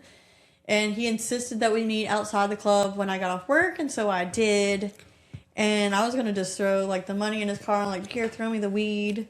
And he insisted I hop in the car, and I did. So I only had my phone and like the cash. And I get in, and I'm trying to give him the cash, and he's like, chat. And I'm like, dude, like, give me the fucking weed. Like, I just want to go home and smoke a blunt and go to bed, right? And he pulls out this big old sack of blow, like at least a few 8 balls worth. I'm like, maybe earlier in the fucking night or something, like, but right now I don't give a shit. I really just want the weed. Like, are you gonna give it to me or not? Like, I would have been like, hold on. Okay, well, we could talk this out. Well, it was like, I was not. I know, I'm just joking. Yeah.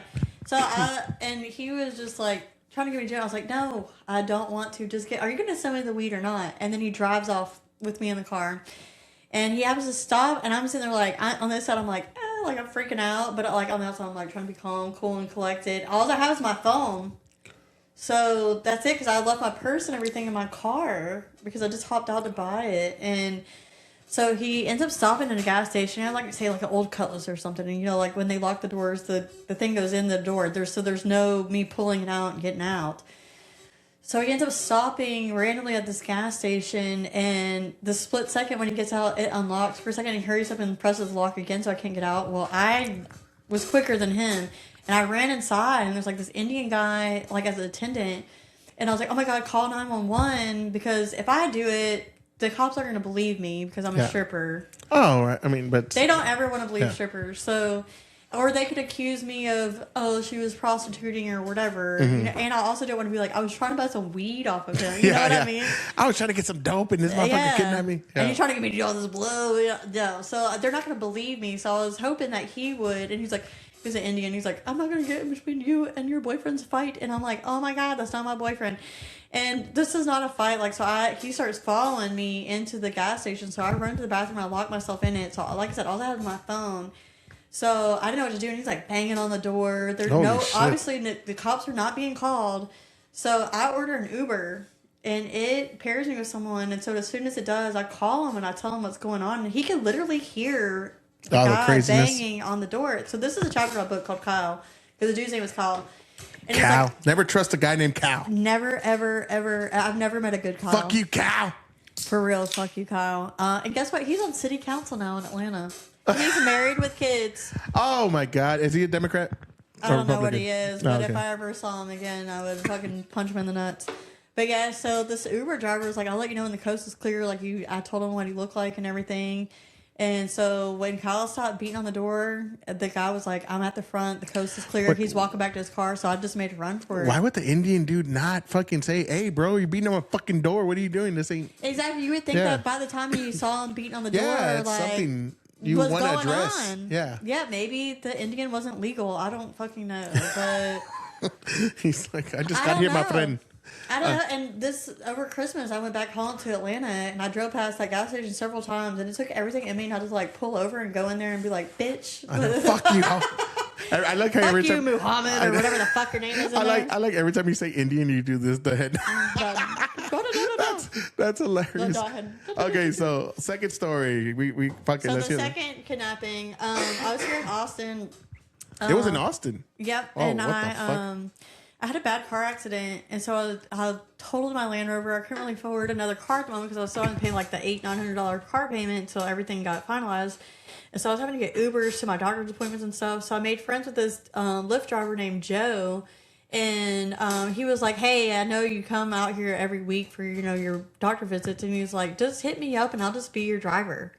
So I did, and so we kind of became friends. I became friends with him and his girlfriend. And so then I moved out of state, and I would still fly back to Austin for my doctor's appointments and stuff. And so I would stay with them at their apartment. Like, we were really like friends. Yeah. And he would still take me to my appointments. Like, I would have to have like injections in my neck and like be half passed out, and he would still be the one to pick me up. Him and his girlfriend, like we were really actually like friends. Mm-hmm. And I moved back out here after like 6 months, and I got this party in San Antonio, and I was like, "Hey Joe, can you take me?" And at first he said no, and I was like, "Well, you can like Uber when you're down there or Lyft or whatever." And then he calls me back, and he was like, "All right, yeah." And so he takes me, and he was acting weird, and I knew he kept trying to get me to do like Adderall. I'm like, I don't need Adderall. So I go and do this birthday party in San Antonio, make at least like $800. I get drunk at the party. On the way back, we're getting into Austin. We're on 35. I wake up, I see downtown, and then he's pulling all the cash out of my purse. I'm like, dude, what the fuck? Like, he's robbing me. He was robbing me, and Joe's a huge dude, so he's fucking robbing me, and I'm like, oh my god, and I was like, I'm gonna call the fucking cops, bitch. And so I go to pull my phone and call 911, and he takes it and throws it out the window. Oh, that's a fucked up situation. Mm-hmm. So that's life or death right there. Yeah, and I know he has a gun in his little, like how doors in your car have like little, and I know that's where he keeps his gun. And I saw him put his hand down there. I'm like, oh my god! It's like, just pull over, just pull over, just pull over. And he didn't want to, and he starts circling around the highway, like looking for something. I'm like, okay, he's high on something. He's probably gonna rape me, and if he rapes me, I know who he is. So then he'd kill me. Yeah. So when he gets off this one exit, because like I said, he kept circling around, like looking for a place. He slowed down enough. I opened the door. He had a Buick, like a newer Buick, so I was able to open the door. And I had my dance bag and my purse, and I held it like this. And I jumped out the door thinking I was gonna like hit the ground. I did not though. I don't know. Angels help me. I was like twinkle toes across the like 3 lanes, and I'm like trucking it.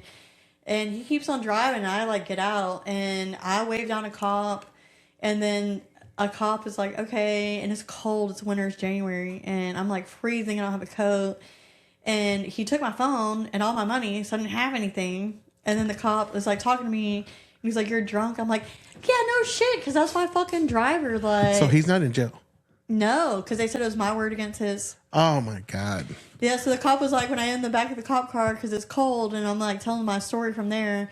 They're like, "Oh, your warrant for your arrest." I'm like, son of a bitch. I'm getting fucking.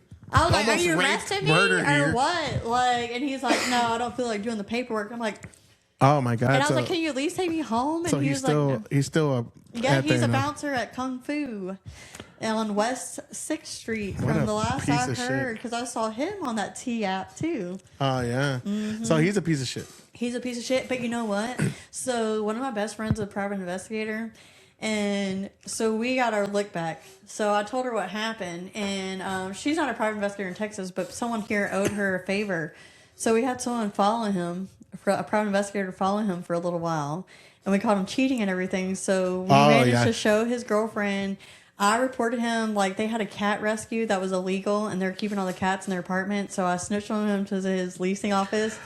So he got kicked out of his apartment. His girlfriend broke up with him. Like, his whole life was torn apart. Well, I mean, usually when girls want to, like we were talking about it earlier, when women want to do that, it's not good. But that kind of guy, yeah, that's I putting would some. never do that unless you absolutely deserved it. Like the cops were like, well, because you didn't bring up the gun until like later in your story, it's not believable. I'm like, well, he didn't pull it out to my face. Yeah. I was like, he reached his hand. I knew he kept his gun there. And I was like, he didn't have to pull it out for me to know it's there. But because of the gun thing, that's why they said they didn't believe me.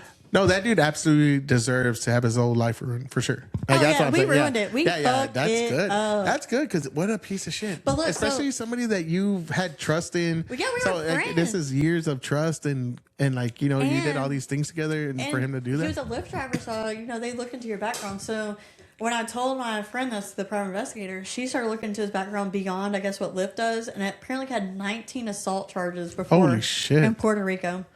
Wow. Oh, he was a Boricua. Mm-hmm. Oh, that makes sense. And from Chicago.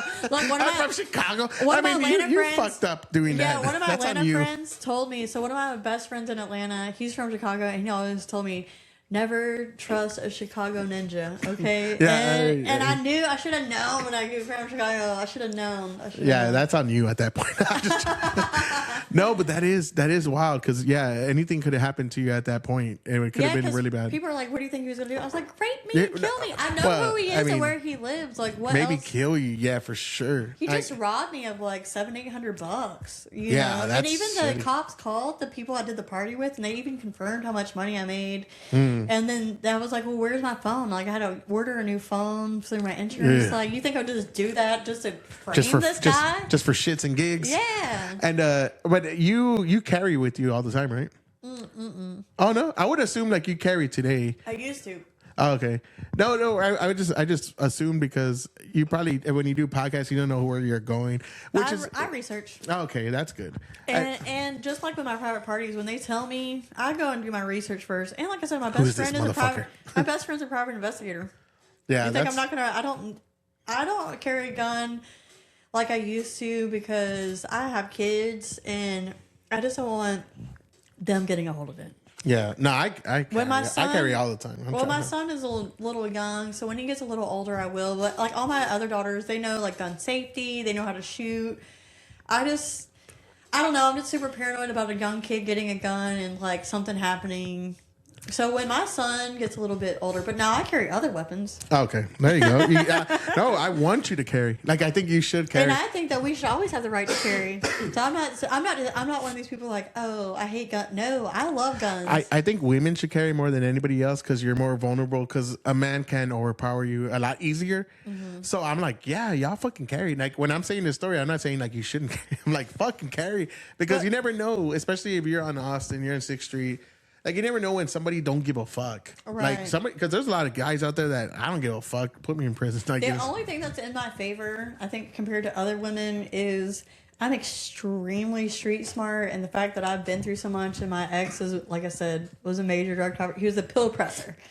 They caught him with like 3,000 Xanax. He pressed himself and however many Roxys and whatever. Like, I've been very educated in that aspect. You can. I'm not the average white bitch. You can sniff out. Well, that is a question I have because your name is Soto. Mm-hmm. Why is it Soto? Then? My ex-husband is Colombian. Oh, so okay, you kept the name. Yes. Okay, so you're gonna keep it.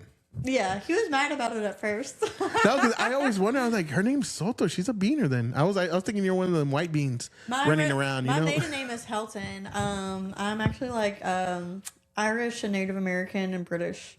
Ah, okay. Are you one of those Elizabeth Warren Native Americans? No. Oh, okay. I'm actually a real one. Hence the nose and the dark hair. No, my dad is literally red.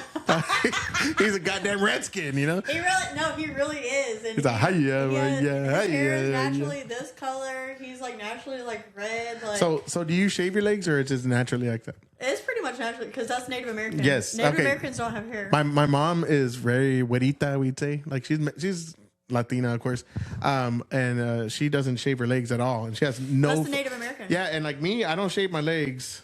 I don't shave my legs. I didn't for like. But like, look how much hair I have. It's that's fucking. Really so my dad is the same. So the 2 weeks I was in Atlanta, I didn't shave, and you couldn't tell.